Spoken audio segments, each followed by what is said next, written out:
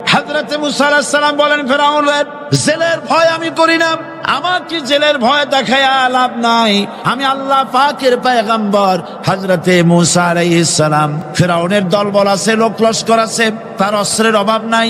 আল্লাহ রাব্বুল আলামিন মুসা আলাইহিস সালামের কাছে একটা অস্ত্র দিয়া দিলেন। দিছিলেন কিনা আল্লাহ পাক হযরত মুসা কে বলেছেন, ওয়া মা তিলকা বিয়ামিনিকা ইয়া মুসা, মুসা রে তোমার হাতে ওটা কি?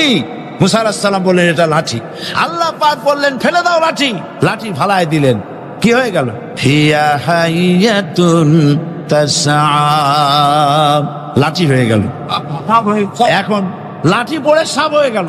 সাপ দেখে নবী ওলি হোক, সাহাবী হোক আর আলেম হোক, সাপ দেখলে ভয় করে না মানুষের? মুসা আলাইহিস সালাম ভয় পেয়েছে।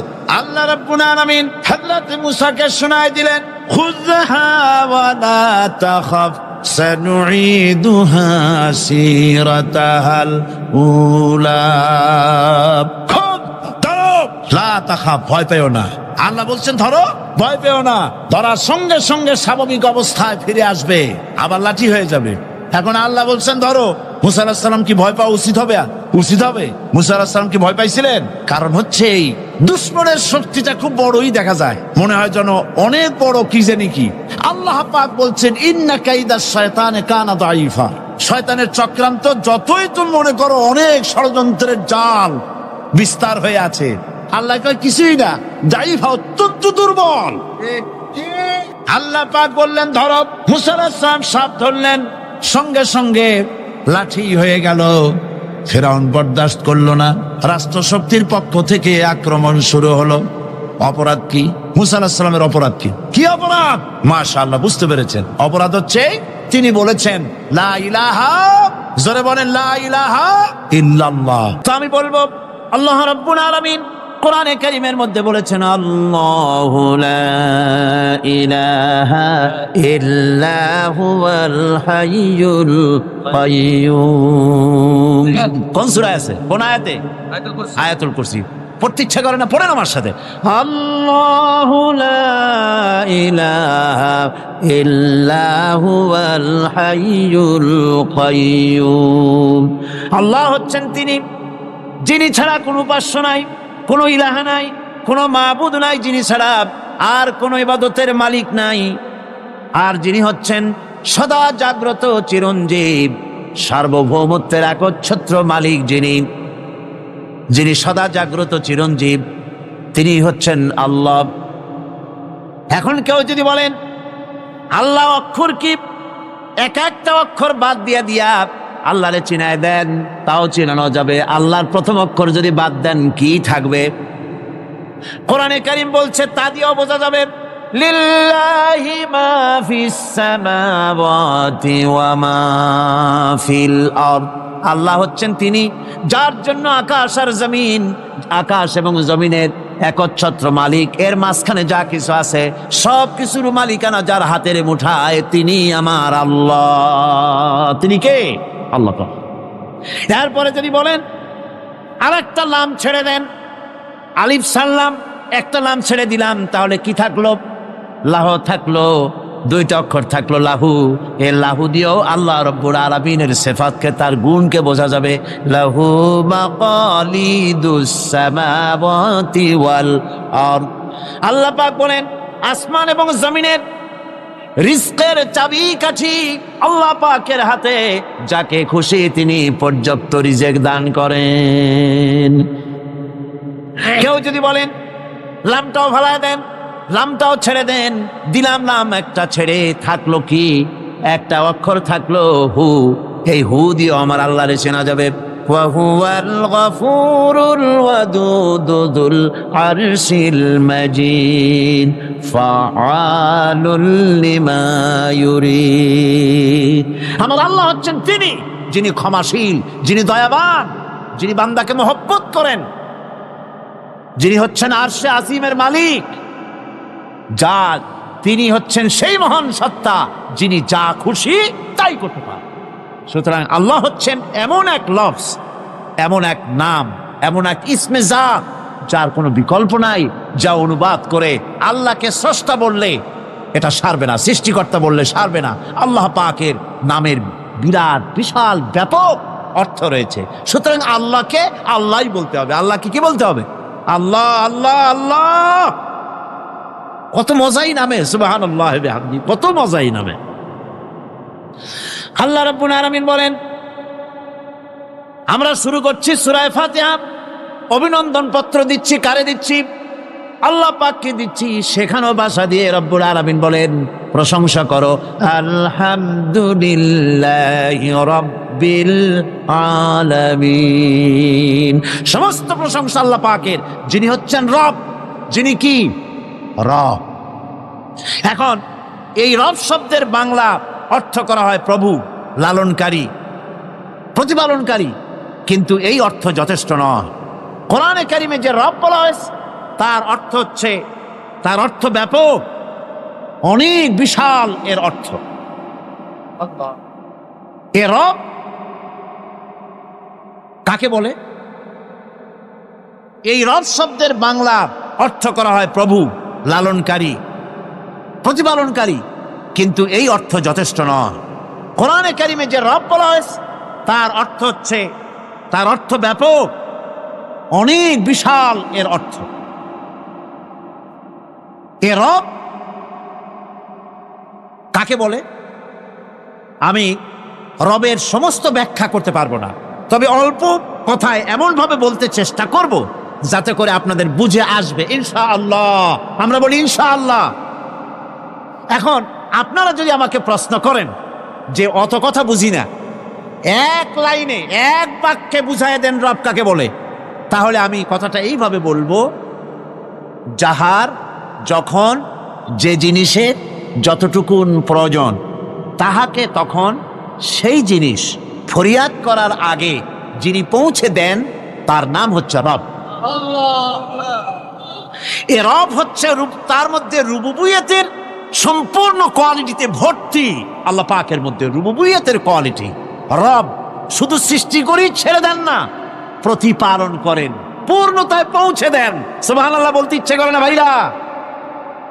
দেখেন, আল্লাহ রাব্বুল আলামিন এমন রব, বাংলাদেশের কুকুর আর আমেরিকা ইউরোপের শীত প্রধান দেশের কুকুর একরকম নয়।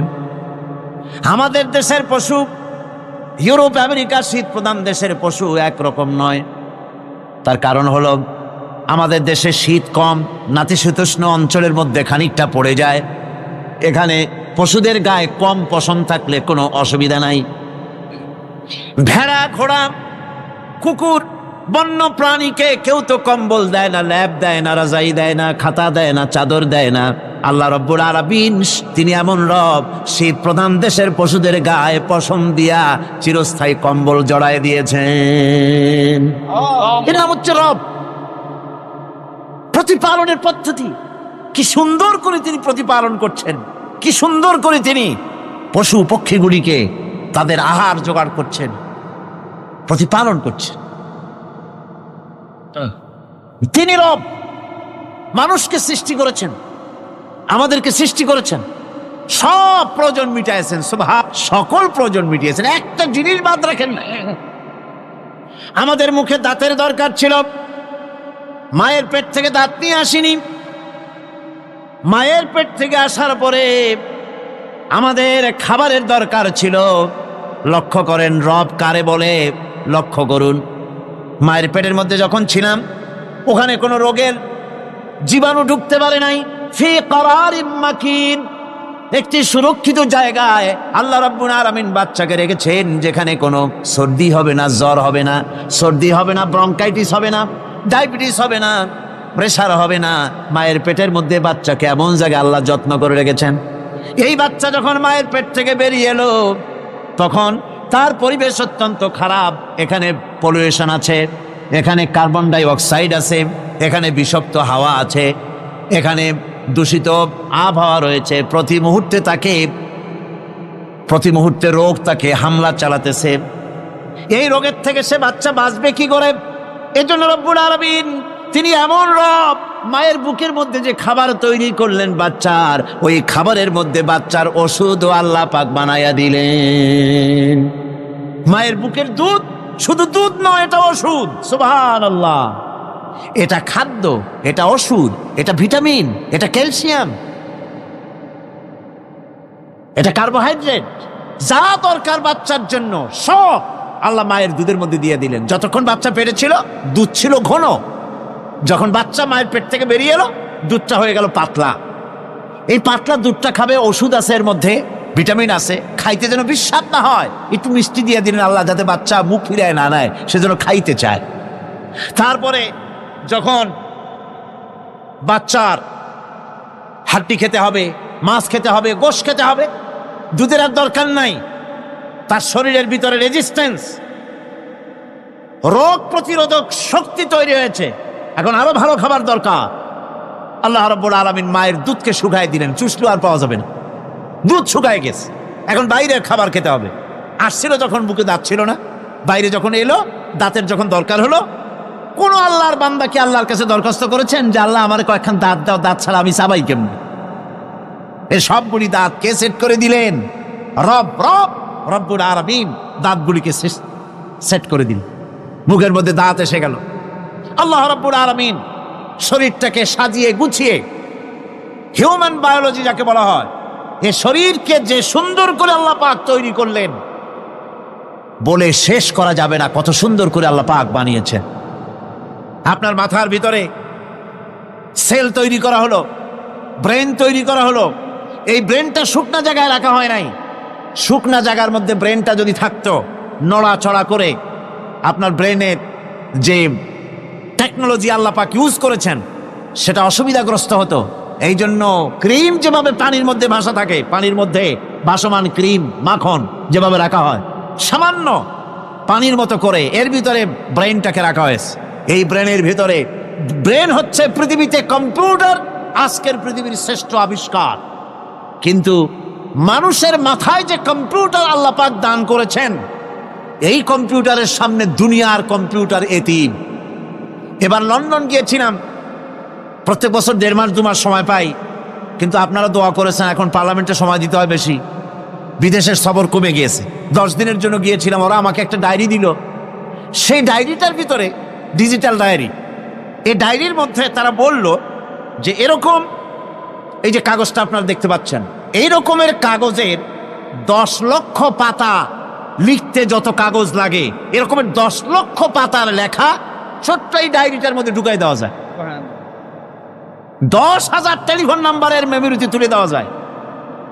এটা হচ্ছে লেটেস্ট আবিষ্কার। কিন্তু আল্লাহ পাক মানুষের যে ব্রেনটা তৈরি করলেন, পৃথিবীতে যা আছে এ সব কিছু একটা মানুষের ব্রেনের মধ্যে, সমস্ত তথ্য, সমস্ত ফ্যাক্টস মানুষের মেমোরির ভিতরে ঢুকাবার পরেও আরো লক্ষ লক্ষ জায়গা বাকি থেকে যাবে, শূন্য থেকে যাবে, যা পূরণ হওয়ার নয়।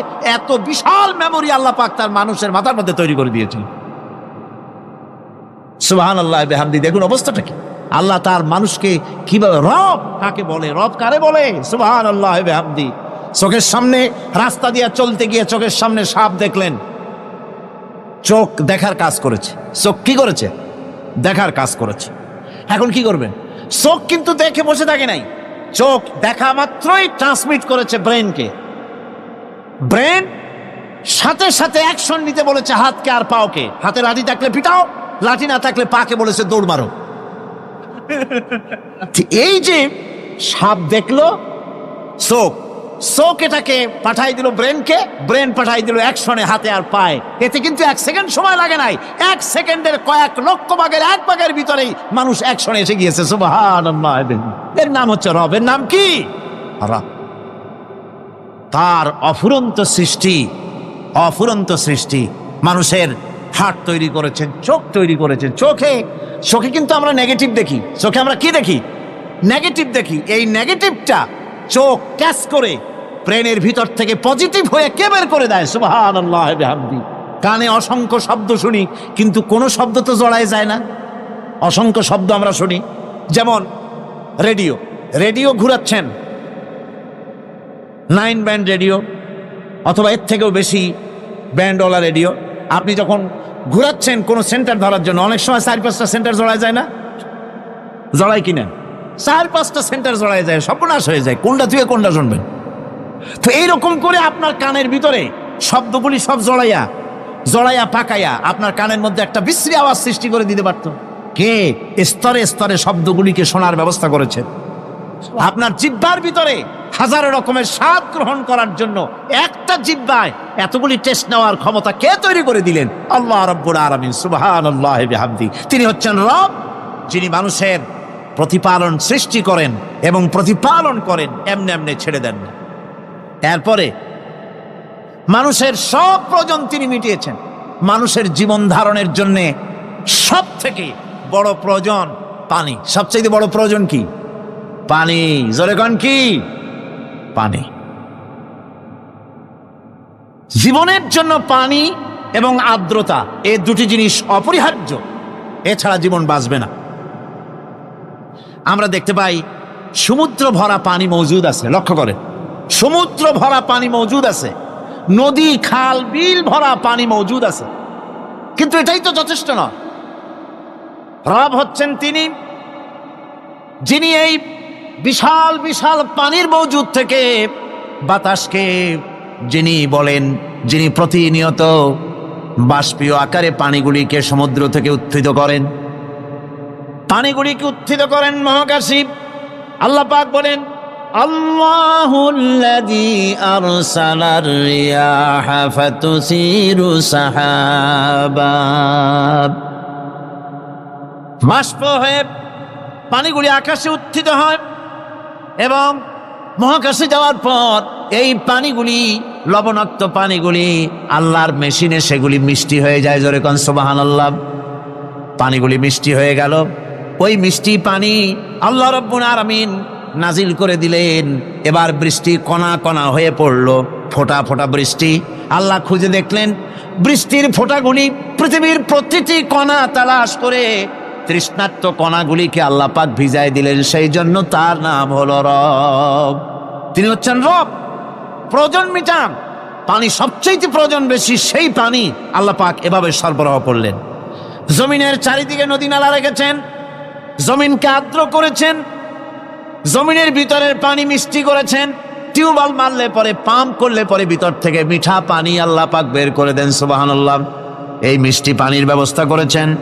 এরপরে তিনি ওই আল্লাহ পাক মিষ্টি পানির ব্যবস্থা করে বৃষ্টির মাধ্যমে পৃথিবীতে ফসল উৎপাদনের ব্যবস্থা করে দিলেন। পাক কোরআনে কারীমের মধ্যে বলেছেন, ওয়াজআলনা মিনাল মাই কুল্লা শাইইন হাই, পানি দ্বারাই আমি সব বস্তুকে সজীব রাখি। বৈশিষ্ট্যের দিক থেকে পানির রয়েছে অনেক গুণ, আশ্চর্য গুণ। পৃথিবীর ৭৫% হচ্ছে পানি। আকাশ থেকে অর্থাৎ চাঁদ থেকে যখন চাঁদে ভ্রমণকারীরা যখন ছবি তুলেছে, তো সেই ছবিতে ব্লু রং এসেছে বেশি, সবুজ এসেছে কম। সবুজ হলো গাছপালা, আর ব্লু হচ্ছে পানি। সমুদ্রের পানির রং হচ্ছে নীল। মানুষের শরীরের ভিতরে ৬০% পানি, গাছের মধ্যে রয়েছে পানি। পানি ছাড়া পৃথিবীর বাঁচার কোনো পথ নাই। আবার দেখেন, প্রচন্ড শীতের কারণে, ঠান্ডার কারণে যেসব এলাকায় তাপমাত্রা হিমাঙ্কের নিচে এসে যায়, সেই সব দেশে সমুদ্রের পানি আর দরিয়ার পানিগুলি বরফ হয়ে যায়। এই বরফ যখন হতে থাকে, তখন পানি তার নিজের তাপকে নিচের দিকে ছুটতে থাকে। উপরের তাপ বরফ হয়ে যায় ঠান্ডা, আর নিচে তাপ বিচ্ছুরিত করে দিয়ে পানির ভিতরে যত জলজ প্রাণী আছে আর উদ্ভিদ আছে, সবগুলিকে বাঁচায় রাখার ব্যবস্থা আল্লাহ রাব্বুল আলামিন এভাবে করে থাকে। এবার আল্লাহ রাব্বুল আলামিন বলছেন, এই পানি ছাড়া মানুষ বাঁচে না, প্রাণী বাঁচে না। পানি এমন এক জিনিস, এমন এক নিয়ামত আমি দান করলাম। আল্লাহ পাক বলেন, কুল আরাআইতুম ইন আসবাহা মাউকুম গাওরান ফামান ইয়াতিকুম বিমাইন মাইন। বলো দেখি, সবে শুকাইয়া যদি যায় এই জমিনের পানি, তাহলে হেথায় তটনির ধারা কে দিবে সবারে আনি। এই পৃথিবীর নদী নালা খাল বিল জমিনের আভ্যন্তরীণ দিকে পানিগুলি যদি আমি আল্লাহ রাব্বুল আলামিন শুকায় দেই, তাহলে আমি আল্লাহ ছাড়া এমন কে আছে যে নতুন করে আবার পানির আমদানি করে দিতে পারে? আছে কেউ? আজ পানির শূন্যতা আমাদের দেশে দেখা যাচ্ছে। পানি আস্তে আস্তে কমে যাচ্ছে, আস্তে আস্তে পানি শেষ হয়ে যাচ্ছে। কি কারণে শেষ হচ্ছে এবং কি হলে পানি পাওয়া যাবে পরে বলা যাবে ইনশাআল্লাহ। তো জীবন ধারণের জন্য যেমন পানির প্রয়োজন, জীবন ধারণের জন্য তেমন বাতাসেরও প্রয়োজন। পানি ছাড়া তো কিছু সময় চলতে পারে, পানি এবং খাদ্য ছাড়া কিছু সময় চলতে পারে, কিন্তু বাতাস ছাড়া তো এক মুহূর্ত চলে না, ঠিক কিনা? বুঝেন কিনা কথা? বাতাস ছাড়া এক মুহূর্ত চলতে পারে না। অথচ আল্লাহ রাব্বুল আলামিন এই বাতাস দিয়ে গোটা আকাশকে, শূন্য জায়গাগুলি বাতাস দিয়ে ভরে রেখেছেন, যাতে করে কারো বাতাসের কোনো অসুবিধা না হয়, শ্বাস করতে কোনো কষ্ট না হয়। প্রাণী জগৎকে বাতাস দিয়ে বাঁচিয়ে রাখার জন্য আল্লাহ পাক মহাশূন্যকে এভাবে সব এলাকা বাতাস দিয়ে ভরে রেখেছেন। এই জন্য তার নাম হচ্ছে রব। এটাই হচ্ছে রুবুবিয়তের নমুনা। আমার ভাইয়েরা, আল্লাহ রাব্বুল আলামিন পানি দিলেন, বাতাস দিলেন, খাদ্যের ব্যবস্থা করে দিলেন। শস্য শ্যামল এলাকায় আল্লাহ পাক সব জায়গাগুলিতে শস্য শ্যামল হোক অথবা উষর ধূসর মরুভূমি হোক, সারা পৃথিবী জুড়ে আল্লাহ রাব্বুল আলামিন খাবারের দস্তরখান বিছায় রেখেছেন। ওয়ামা মিন দাব্বাতিন ফিল আরদি ইল্লা আলাল্লাহি রিজকুহা। এই পৃথিবীর বুকে এমন কোন বিচরণশীল জীব নাই যেই জীবের রিজকের দায়িত্ব আমি আল্লাহ আমার নিজ হাতে গ্রহণ করি নাই। জোরে বলেন সুবহানাল্লাহ। সব রিজেক আমি ছড়ায় রেখেছি বিশ্বজুড়ে সর্বত্র। আল্লাহ পাক বলছেন, ফালইয়ানজুরিল ইনসানু ইলা তাআমিহি আন্না সাবাবনাল মাআ সাব্বা সুম্মা শাকাকনাল আরদা শাক্কা ফাআমবাতনা ফিহা হাব্বা। আল্লাহ পাক বলছেন, মানুষের উচিত নিজ খাদ্যাদির দিকে লক্ষ্য করা, নিজের খাদ্যের দিকে লক্ষ্য করা। যেহেতু এই খাদ্য প্রতিদিন তার সামনে আসে, এদিকে তার লক্ষ্য করা উচিত। আমি প্রথমে জমিনের উপরে পানি বর্ষণ করি, পরে জমিনকে দীর্ণ বিদীর্ণ করি, এরপরে জমিনের ভিতরে উর্বরা শক্তি আমি দান করি। কে বলতেছেন কথা? আল্লাহ পাক বলছেন। এরপরে আমি নানান জাতের ফসল ফলন তোমাদের জন্য আমি দান করে দেই। খাদ্যের দিকে নজর করতেই জন্য আল্লাহ পাক বলেছেন, মানুষ চতুর্দিক থেকে তো চোখ ফিরাতে পারে, মুখ ফিরাতে পারে, কিন্তু খাদ্যের দিকে তার নজর করতেই হয়। সকালে, দুপুরে, বিকালে, রাত্রে সব সময় তার সামনে খাবার আছে। আল্লাহ পাক বলেন, খাবারের দিকে একটু নজর করো, কেমন ভাবে কি সুন্দর করে খাবারগুলি তৈরি করে দিয়েছি, শুরু কিভাবে হলো, পরিপক্ক কিভাবে হলো, সেদিকে তোমরা লক্ষ্য করো। সে লক্ষ্য তো করা নাই, সমানে খায়, বিসমিল্লাহ বলে না, আলহামদুলিল্লাহ বলে না, পাইকারি দরে খাইতেই থাকে। আল্লাহ পাক বলছেন, খাদ্যাদির দিকে লক্ষ্য করো। এই যে চাউল তোমরা খাচ্ছ, আটা খাচ্ছ, গম খাচ্ছ, মাছ খাচ্ছ, গোশ খাচ্ছ, তাম পৃথিবীর সমস্ত বিজ্ঞানীরা একত্রিত হয়ে একটা চাউল বানাইতে পারবে? জোরে কোন পারবে? না পারবে। পারবে? প্লাস্টিকের চাউল খাবে আর কলেরা হয়ে মরবে। পৃথিবীর সমস্ত বিজ্ঞানীরা একত্রিত হয়ে একটি চাউল বানাতে পারবে না, একটা ডিম বানাতে পারবে না। পারবে একটা ডিম বানাতে? পারবে না। বিজ্ঞানীদের প্রশংসা আমরা করি, হ্যাঁ করি, বিজ্ঞানীরা অনেক কিছু বিশ্বকে উপহার দিয়েছে, কিন্তু মূল রবের কাছে আমরা যাই না, তাকে চিনতেও পারি না, সেখানে যাই না। বিজ্ঞানীরা কি করেছে? আল্লাহর বানানো জিনিসগুলি তারা ডিজাইন করেছে। ডিজাইন করতে তো নিষেধ নাই, আর ডিজাইন করাই যায়, সৃষ্টি করতে পারে না। বিজ্ঞানীরা সৃষ্টি করে নাই, ডিজাইন করেছে। কিরকম? আল্লাহ পাক চাউল তৈরি করেছেন। চাউল তৈরি করেছে কে? বলেন না সবাই। এখন আপনারা সেই চাউল দিয়ে পিঠা বানান, পায়েস বানান, সেই চাউল দিয়ে ভাপা পিঠা, আরো কি যেন খায় চট্টগ্রামে রস দিয়ে, ওটা কি কয়? ধুই পিঠা না, কেন ধোঁয়া পিঠা। তো এইভাবে করে আপনি ডিজাইন তৈরি করছেন, আটা দিচ্ছে, আল্লাহ পাক আটা তৈরি করেছেন, গম দিয়েছেন, এই আটা দিয়ে গোলগোল্লা তৈরি হচ্ছে, এর দ্বারা রুটি তৈরি হচ্ছে, এর দ্বারা অসংখ্য রকমের সিমাই টিমাই ইত্যাদি দিয়ে, লাচ্ছা সিমাই, নানান রকমের সিমাই আপনি ডিজাইন করেন, অসুবিধা নাই। আল্লাহর তৈরি করা কাঠ দিয়ে ফার্নিচার তৈরি হচ্ছে, টেবিল হচ্ছে, চেয়ার হচ্ছে, গোষ্ঠী শুদ্ধ হচ্ছে। আল্লাহর তৈরি করা লোহা দিয়ে মাইক হচ্ছে, স্ট্যান্ড গান হচ্ছে, ব্রেন গান হচ্ছে, তারপরে প্লেন হচ্ছে।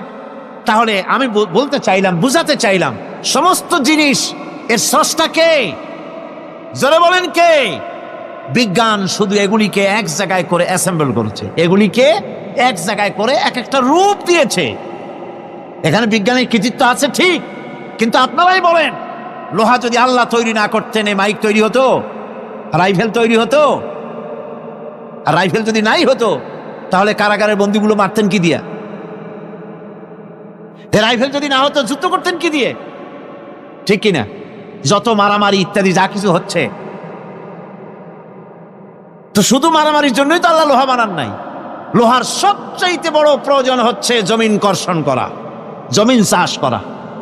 এই জমিন চাষের জন্য লাঙ্গল দরকার, শাবল দরকার, খন্তা দরকার, কোদাল দরকার।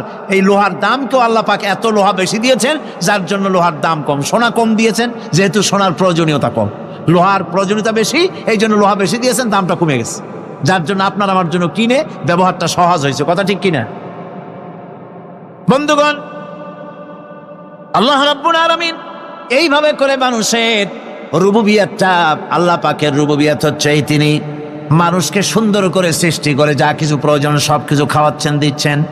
সে আল্লাহ পাক প্রশ্ন করছেন, কুল মান ইয়ারযুকুকুম মিনাস সামাই ওয়াল আরদ আম্মান ইয়ামলিকুস সামআ ওয়াল আবসারা ওয়া মান ইয়াখরুজুল হাইয়্যা মিনাল মাইয়িতি ওয়া ইউখরিজুল মাইয়িতা মিনাল হাইয়্য।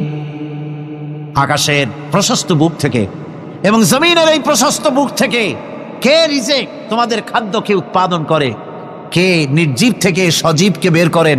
আর কে সজীবকে নির্জীবে পরিণত করেন? তিনি কে? তিনি হচ্ছেন আল্লাহ পাক। আল্লাহ পাক বলছেন, এই প্রশ্ন যদি তাদেরকে করা হয় তো তারা কি বলবে?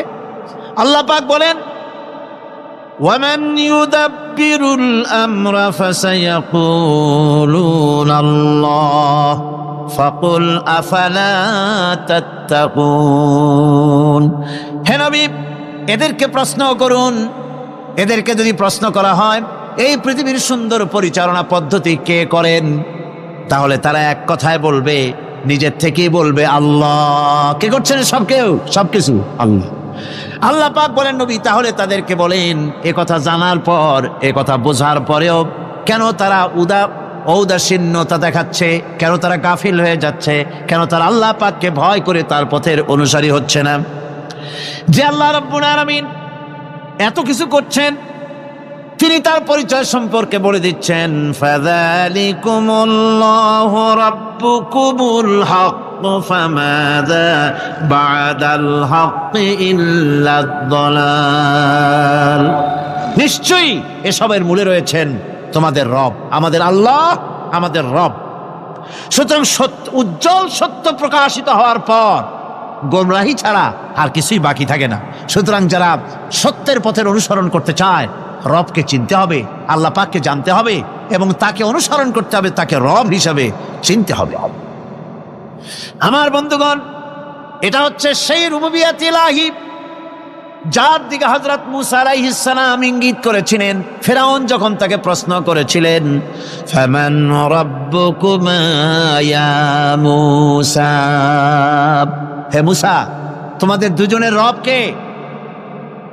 তোমাদের রব, তোমাদের প্রভু কে? তিনি জবাব দিলেন, রব্বুনাল্লাযী আ'তা কুল্লা শাইইন খালকাহু সুম্মা হাদা। রব হচ্ছেন আমাদের তিনি, যিনি নাকি আমাদের প্রতিপালক, আমাদেরকে সৃষ্টি করেছেন এবং আমাদেরকে হেদায়েত দিয়েছেন, সঠিক পথের দিশা দিয়েছেন। এখানে হেদায়েত হচ্ছে, এখানে হেদায়েত শব্দের অর্থ হচ্ছে সৃষ্টি শুধু করেন নাই, তাকে চলার, তার খাদ্য অনুসন্ধানের, তাকে বেঁচে থাকার সবকিছুর উপকরণ এর কমন সেন্স, এর সাধারণ জ্ঞান আল্লাহ পাক তার সাথে দিয়েছেন, তিনি হচ্ছে রব। আচ্ছা, একটা দৃষ্টান্ত দেই। এই হেদায়েতটা কি? এই হেদায়েতটা হচ্ছে, আপনাদের বাড়িতে যদি কারো বিড়াল থাকে, বিড়াল, বিড়াল বোঝেন তো না কি বলে এখানে? বিড়াল, বিলাই নাকি বলে, বিড়াল। এই বিড়াল যদি আপনাদের কারো বাড়িতে থাকে, তো বিড়ালের প্রসবকালীন অবস্থা দেখবেন, বিড়ালের প্রসব হবে, বাচ্চা দেবে। বিড়াল তখন ঘরের মধ্যে পেরেশান হয়ে ঘুরতে থাকে, একটা নিরাপদ জায়গা খোঁজে, একটা নিরাপদ জায়গা খোঁজে। প্রসব করার 2-3 দিন আগের থেকে খুঁজতে থাকে তার জন্য নিরাপদ জায়গা কোনটা। এরপরে খুঁজতে খুঁজতে প্রসবের দিন সে সত্যিকারের ঘরের মধ্যে সবচাইতে কোনা কানা জায়গা যেটা, সেই রকমের একটা নিরাপদ জায়গা সে বেছে নিল। এরপরে বাচ্চা হলো। বাচ্চা হওয়ার পর এই বাচ্চার উপরে কেউ যেন আক্রমণ না করে, শত্রু যেন তার জায়গাটিতে না আসে, এই জন্য বাচ্চাটার ওর তো হাত দিয়া মায়ের মতো কোলে নিতে পারে না, সে আস্তে করে ঘাটটা কামড়ায় ধরে যাতে করে বাচ্চা ব্যথা না পায়।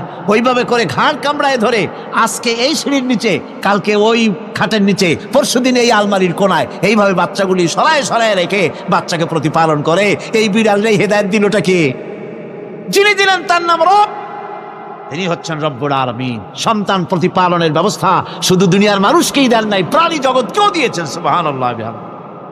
বলেন বলেন, মুরগির বাচ্চা হলো, ডিমের থেকে বাচ্চা বেরোলো, এই বাচ্চাগুলি হয়েছে গতকাল, আজকে বাচ্চাগুলি আদার খাচ্ছে মায়ের সাথে। হঠাৎ করে একটা চিল এলো আর ওর মা একটা সিগন্যাল মারলো, সাথে সাথে বাচ্চাগুলি দৌড়াইয়া এমন পলান দিল, আপনি তো ভালো একাদশীর বাপেও তালাশ করে পাবে না যে মুরগির বাচ্চা পলাইল কই। এখন ওই বাচ্চাটিকে এই সিগন্যাল সম্পর্কে কে অবহিত করলো যে এইরকম একটা আওয়াজ শুনলে এটা ভীতির আওয়াজ, এটা সাইরেন, এটা বিপদ সংকেত, এটা ডেঞ্জার সিগন্যাল, এটা শুনলে দেখলে তাড়াতাড়ি করে আত্মগোপন করবা। কে শিখাইলো? কে শিখাইলো? আল্লাহ পাক শিখাইছেন। এখন এক শ্রেণীর বুদ্ধিজীবী তারা আবার উল্টা কথা কয়। তারা বলে কি? তারা বলে যে মুরগি বাচ্চা, এই বাচ্চা যে দৌড় মারলো, এখানে আল্লাহ এইসব কিছু নাই, নাউযুবিল্লাহ মিন যালিক। তো এখানে কি আছে? কয় যে এখানে বিষয়টা হলো এই যে এই মুরগি আর মোরগ, ওর বাপ মা, এই দুজনের মধ্যে আছে সিলের ভয়, আছে শিয়ালের ভয়। ওই ভয় ওদের মধ্যে ছিল, এই মা বাপের ক্রসের মাধ্যমে বাচ্চা আসছে, কাজী ওই ভয়, বাপের যদি কোনো রোগ থাকে, মায়ের রোগ থাকে, তো এগুলি তো বাচ্চার মধ্যেও ঢোকে।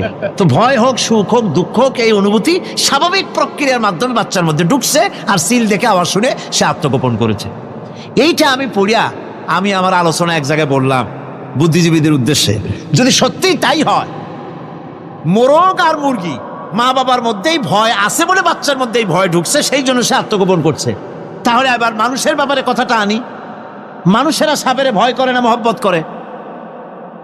কথার জবাব দিলে না, যখন তখন মনে হয় আপনারা সাপ বুঝি ভালোবাসেন। সাপ আমরা সকলেই ভয় পাই, মায়ও ভয় পায়, বাবাও ভয় পায়। এই মায়ের গর্ভে সন্তান এসছে, সন্তানের বয়স 2 বছর, 2.5 বছর, ঘরের মধ্যে কেউ ছিল না, ঘরের মধ্যে একটা সাপ আসছে, একটা সুন্দর সাপ, দেখতে সুন্দর, কিন্তু সে সাপে কামড়ালে মানুষ মরে যায়। ওই সাপটা মাথা উঁচু করে ফোনা ধরেছে। এই বাচ্চাটা কি সাপ দেখে দৌড় মারবে, না বাচ্চাটা ওই সাপটাকে ধরার জন্য সে এগিয়ে যাবে? কোনটা করবে? এগিয়ে যাবে। তাহলে মা বাপের ভয়, তাদের মা বাপের রক্তের মধ্যে, শিরার মধ্যে, সব জায়গায় সাপের ভয়, তার মাধ্যমে বাচ্চা এসে ওই বাচ্চার মধ্যে সাপের মহব্বত হইল কেন, ভয় হইল না কেন বাচ্চা অবস্থায়? সুবহানাল্লাহ। আমার বন্ধুগণ, মুরগির বাচ্চাকে হেফাজত করার জন্য বুদ্ধিমান প্রাণী মানুষ তার কাছে নাই বলে আল্লাহ রব্বুল আলামিন তারে বাচ্চা অবস্থা থেকে বোঝার তৌফিক দিয়েছেন কোনটা ভয়ের আওয়াজ, কোনটা হলো বিপদের আওয়াজ। মানব সন্তানের প্রতিপালন করার জন্য তার মার বাবা আছে বলে ওই রকম করে পশুদের মতো আল্লাহ বানান নাই, তাকে হেফাজত করার জন্য মা বাপ আছে বলে এই দায়িত্ব আল্লাহ পাক মা বাপের উপরে ছেড়ে দিয়েছেন। মা বাপ তাকে হেফাজত করে। রুবুবিয়তের প্রতিপালন, হেদায়েতের এই প্রতিপালন আল্লাহ পাক মানুষকে এভাবে করে তাদেরকে হেদায়েত দিয়েছেন, তার পথের চলার দিশা দিয়েছেন। পিঁপড়ার খাদ্য সংগ্রহের ব্যাপারটা দেখেন, পিঁপড়ার আছে দারুণ ঘ্রাণ শক্তি, কোথায় খাবার? 5 তলায় আপনি মিষ্টি খাচ্ছেন, রসগোল্লা থুয়ে দেন, তারপরে দেখেন কোন জায়গায় দিয়ে পিঁপড়ে এসে জমের খাওয়া খায়, ঠিক কিনা? দেখেন তার কত তীব্র ঘ্রাণ শক্তি, সেখানে চলে যাচ্ছে। তাকে হেদায়েত দেওয়া হয়েছে, তাকে ঘ্রাণ শক্তি দেওয়া হয়েছে। চিল, শকুন, ঈগল কোথায় থাকে বুঝেন না? মহাশূন্যে 3 থেকে 3.5 মাইল উপরে শকুন, বাজ, ঈগল উঠতে থাকে। খাবে কি? ওখানে তো তার খাবার ছড়ানো নেই। আল্লাহ হচ্ছেন এমন রব, আমাদের স্রষ্টা হচ্ছেন এমন রব, যিনি ওই চিল, বাজ আর শকুন মহাশূন্যে যেগুলি উড়ে বেড়ায়, ওদেরকে আল্লাহ পাক এমন তীব্র দৃষ্টি শক্তি দান করেছেন, 3 মাইল উপর থেকেও ছাগল মুরগি মরা দেখলে ওখান থেকে এসে ঝাঁপায় পড়ে তা খেতে পারবে। তাকে দেওয়া হচ্ছে দৃষ্টিশক্তি। এরকম করে যার যা প্রয়োজন, সমস্ত প্রয়োজনগুলি আল্লাহ মিটাচ্ছেন। এরই নাম হচ্ছে রুবুবিয়াতে এলাহি। এটাই হচ্ছে আল্লাহ পাক রব, এটা তার অসংখ্য প্রমাণ। সেই জন্য আল্লাহ পাক বলেন আলহামদুলিল্লাহি রাব্বিল আলামিন। পড়েন সবাই, আলহামদুলিল্লাহি রাব্বিল আলামিন। সমস্ত প্রশংসা হচ্ছে আল্লাহ পাকের জন্য। কোন আল্লাহ? প্রথমে তো আল্লাহ বললাম, তারপর বললাম রব, এখন বলা হচ্ছে কোন রব? যিনি আলামিন, রব্বিল আলামিন, যিনি সমস্ত জাহানের রব। তাহলে বোঝা যাচ্ছে রব, জগৎ একটা না। জগৎ, কথা বুঝতেছেন আমার? জগৎ একটা নয়, অসংখ্য জগৎ আছে। বহুমাত্রিক জগতের কথা এখানে আল্লাহ পাক বলছেন। আমি এই জন্য বলি যে কোরআন হচ্ছে বিজ্ঞানের উৎস। কোরআন বিজ্ঞানের কি? বিজ্ঞানের আবিষ্কার যত বাড়বে, বিজ্ঞান চিরটা কাল কোরআনের কাছে ভিক্ষার হাত দিয়ে এতিমের মতো দাঁড়ায় থাকবে কিয়ামত পর্যন্ত। আজ পৃথিবীর বিজ্ঞানীরা বলছে জগৎ সম্পর্কে, আমরা মনে করছি পৃথিবীটাকে, আমাদের কাছে তো জগৎ 2টা। কয়টা জগৎ? একটা জগৎ হলো এইটা, ইহ জগৎ আর পরজগৎ, এছাড়া আর কিছু জানি না। এই 2টাই জগৎ আমাদের কাছে।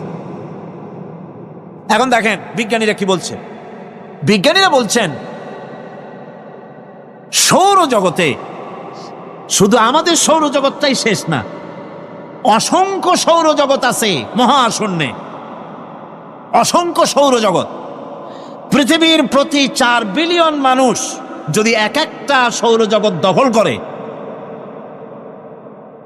তাতেও সৌরজগৎ শেষ হবে না। আরো সহস্র সহস্র বিলিয়ন বিলিয়ন সৌরজগৎ আরো ফাঁকা পড়ে থাকবে। এত সৌরজগৎ আল্লাহ সৃষ্টি করেছেন। এই মহাশূন্যে বহুমাত্রিক জগতের কথা আল্লাহ পাক এখানে বলেছেন। এই পৃথিবী একটা জগৎ, এই মাটির তলে আছে আর এক জগৎ, সমুদ্রের ভিতরে আছে পানির তলার আর এক জগৎ। আর মহাশূন্য যে কি তা আপনার মাথায় শূন্য হয়ে যাবে চিন্তা করতে করতে। এই জন্য বিজ্ঞানীরা, বড় বড় বিজ্ঞানী, এরা কিন্তু নাস্তিক হয় না। বর্তমান বিজ্ঞানীরা চিন্তা করে গবেষণা করে খেয়েই হারিয়ে ফেলছে মহাশূন্যকে দেখে। যেখানে আছে গ্যালাক্সি, যেখানে আছে মিল্কি ওয়ে, যেখানে রয়েছে অসংখ্য তারকা, এই পৃথিবীটা মহাশূন্য আল্লাহ যেভাবে তৈরি করেছেন, সেই তুলনায় এই পৃথিবী একটা মার্বেলের চাইতে খুব বেশি একটা বড় কিছু হয় বলে মনে হয় না। পৃথিবী যদি হয় একটা মার্বেলের মতো, তাহলে আমরা যে মানুষ, আমাদের অস্তিত্ব কোথায় চিন্তা করেন। এবার মহাশূন্যে চলেন। মহাশূন্য সে কি বিশাল মহাশূন্য। একটা তারকা থেকে আর একটা তারকায় যদি যেতে হয়, তাহলে সহস্র সহস্র বিলিয়ন বছরের দরকার হবে। কি বছর? এ দুনিয়ার বছর না, আলোকবর্ষ, লাইট ইয়ার। আলো চলে প্রতি সেকেন্ডে কত? 1,86,000 মাইল। এই 1,86,000 মাইলের সেকেন্ড, এর মিনিট, এর ঘন্টা, এর দিন, এর মাস, এর বছর, এই আলোকবর্ষ। সহস্র সহস্র আলোকবর্ষ পার হয়ে যাবে এক তারকা থেকে আর এক তারকায় পৌঁছানো সুকঠিন। এ ধরনের অসংখ্য তারকা আল্লাহ পাক তৈরি করে রেখেছে। সূর্য হচ্ছে পৃথিবীর চাইতে 13 লক্ষ গুণ বড়। এরকম সূর্য বিজ্ঞানীরা এখন বলছে, আগে বলতো 1 কোটি সূর্যের চাইতে বড় তারকা, এখন বলতেছে এই রকমের পৃথিবীর চাইতে 13 লক্ষ গুণ বড় যে সূর্য, এরকম 3 কোটি সূর্য খাইয়া ফেলাইতে পারে। এরকম সহস্র সহস্র তারকা এক একটা গ্যালাক্সির ভিতরে আল্লাহ পাক তৈরি করে গেছেন। এখন মনে হচ্ছে যে এই তারকাগুলি বড়, না, এই তারকাগুলির চাইতে আবার বড় জিনিস কি, সেটাকে বলা হয় ব্ল্যাক হোল। সেটাকে বলা হয় ব্ল্যাক হোল, অন্ধকার কূপ। ব্ল্যাক হোল আবার ম্যান হোল বুঝবেন না, কিন্তু ম্যান হোলের ঢাকনা চুরি হয় যেমন। তবে একটা দৃষ্টান্ত আপনি বুঝতে পারেন, রাস্তায় রাস্তায় যেমন অসংখ্য ম্যান হোল আছে, ওই রকম করে মহাশূন্যে অসংখ্য ব্ল্যাক হোল আছে, একটা দুইটা না, অসংখ্য। এই ব্ল্যাক হোল আবার দেখা যায় না, অদৃশ্য ব্ল্যাক হোল। এই ব্ল্যাক হোলগুলো কি? এগুলি কোরআনে কারীমের মধ্যে আল্লাহ পাক বলেছেন, ফালা উকসিমু বিমাওয়াকিন নুজুম, ফালা উকসিমু বিমাওয়াকিন নুজুম, শপথ সেই পতনের স্থানের যেখানে নক্ষত্রসমূহ ধ্বংস হয়ে যায়, ধ্বংসপ্রাপ্ত হয়, কসম সেই স্থান সময়ের। সুবহানাল্লাহ। এই অন্ধকার কূপের, এই অন্ধকূপের কসম করছেন আল্লাহ পাক। সে অন্ধকূপটা কি? সেই ব্ল্যাক হোলটা কি? সেই ব্ল্যাক হোল হচ্ছে ওই যে তারকার কথা বললাম, যে সূর্য খাইতে পারে, 3 কোটি সূর্য খাইতে পারে, এই রকমের তারকাগুলি ঘুরতে ঘুরতে কোনো এক কারণে যখন সে ব্ল্যাক হোলের রেঞ্জের মধ্যে এসে যায়, তখন ব্ল্যাক হোল ওকে এমন ভাবে চুষে হজম করে ফেলে, যেমন বাচ্চা চকলেট চুষা খাইয়া ফেলায়, এইরকম ব্ল্যাক হোলগুলি অত বড় তারকাগুলি খাইয়া চুষা শেষ করে ফেলে যায়। সুবহানাল্লাহ বিহামদিহি। বিজ্ঞানীরা বলেছেন, আমাদের এই পৃথিবীটা, আল্লাহ না করুন কখনো, আমাদের এই পৃথিবীটা যদি কোনো ব্ল্যাক হোলের আওতায় পড়ে, ওর রেঞ্জে আসে, তাহলে মাত্র 2 সেন্টিমিটারের মধ্যে পৃথিবীটা তার ঘনত্ব লাভ করে ব্ল্যাক হোলের মধ্যে অদৃশ্য হয়ে যাবে, হারায় যাবে, অস্তিত্ব থাকবে না। আল্লাহ পাক, আশ্চর্য লাগে আমার, বিজ্ঞানের বইপত্র যখন পড়ি আমার কাছে আশ্চর্য লাগে। 1400 বছর আগে নবী কোনো বিজ্ঞানাগারে পড়াশোনা করেন নাই, কোন সায়েন্স নিয়ে রিসার্চ করেন নাই, সেই নবীর মুখ থেকে এমন বিজ্ঞানময় কোরআন আল্লাহ বের করালেন, যা আজকের পৃথিবীর মডার্ন যুগের বিজ্ঞানীরা কোরআনের কাছে এতিম হয়ে দাঁড়ায় আছে। পৃথিবীর কোন বিজ্ঞানী বলতে পারবে না যে কোরআনে কারিমের অমুক আয়াতটা আনসাইন্টিফিক, এটা হাদিস আমাদের বিজ্ঞানের সাথে মিল খায় না, এমন কথা বলতে পারবে না। বরং কোরআন সার্টিফাই করবে তোমার এই বক্তব্য, তোমার এই থিওরি মোস্ট আনসাইন্টিফিক, কোরআন বলবে। ওরা বলতে পারবে না যে আয়াতটা আনসাইন্টিফিক। সুতরাং কোরআন হচ্ছে মহান বিজ্ঞানময়, কোরআন হচ্ছে আল্লাহ পাকের দেওয়া এক মহান বিধান, যে কোরআনের কারণে আল্লাহ পাক আমাদেরকে হেদায়েত দান করেছেন। সুতরাং এই কোরআন হচ্ছে, কোরআনের মধ্যে যা আছে, গোটা কোরআনে যা আছে সব সূরা ফাতিহায় আছে। সুবহানাল্লাহ বিহামদিহি। আল্লাহ পাক বলছেন, আলহামদুলিল্লাহি রাব্বিল আলামিন। মহব্বতের সাথে পড়েন সবাই, আলহামদুলিল্লাহি রাব্বিল আলামিন। সমস্ত প্রশংসা, যাবতীয় প্রশংসা সে আল্লাহ পাকের, যিনি তামাম জাহানের পালনেওয়ালা রব। ইনশাআল্লাহ বাকি কথা আগামীকাল বলবো ইনশাআল্লাহ। সকালে বলেন ইনশাআল্লাহ। মুনাজাতের জন্য দাঁড়ানো ভাইরা সব বসেন, যত লোক দাঁড়িয়ে আছেন সবাই বসেন। প্রথম দিনের মুনাজাত আল্লাহ পাকের দরবারে, সব বসেন, মহব্বতের সাথে বসেন, আর একটু জিকির করেন, লা ইলাহা ইল্লাল্লাহ। কিজন আছে আজকে? 8 জন আছে, আর একটা বিয়ে আসছে, 8 জন আছে। লা ইলাহা ইল্লাল্লাহু মুহাম্মাদুর রাসূলুল্লাহ। 3 বন্ধু সফর করতে করতে অনেক দূর পর্যন্ত পৌঁছে গিয়েছে, গভীর রজনী হয়ে গিয়েছে। 3 বন্ধু চিন্তা করলে এখন কোথায় যাব। হঠাৎ করে ঝড় তুফানের কবলে পড়েছে, জিন্দেগি যায় যায়, জীবন ধ্বংস হয়ে যায়, পৃথিবী উল্টে যায়, এমন ঝড় তুফান শুরু হয়ে গিয়েছে।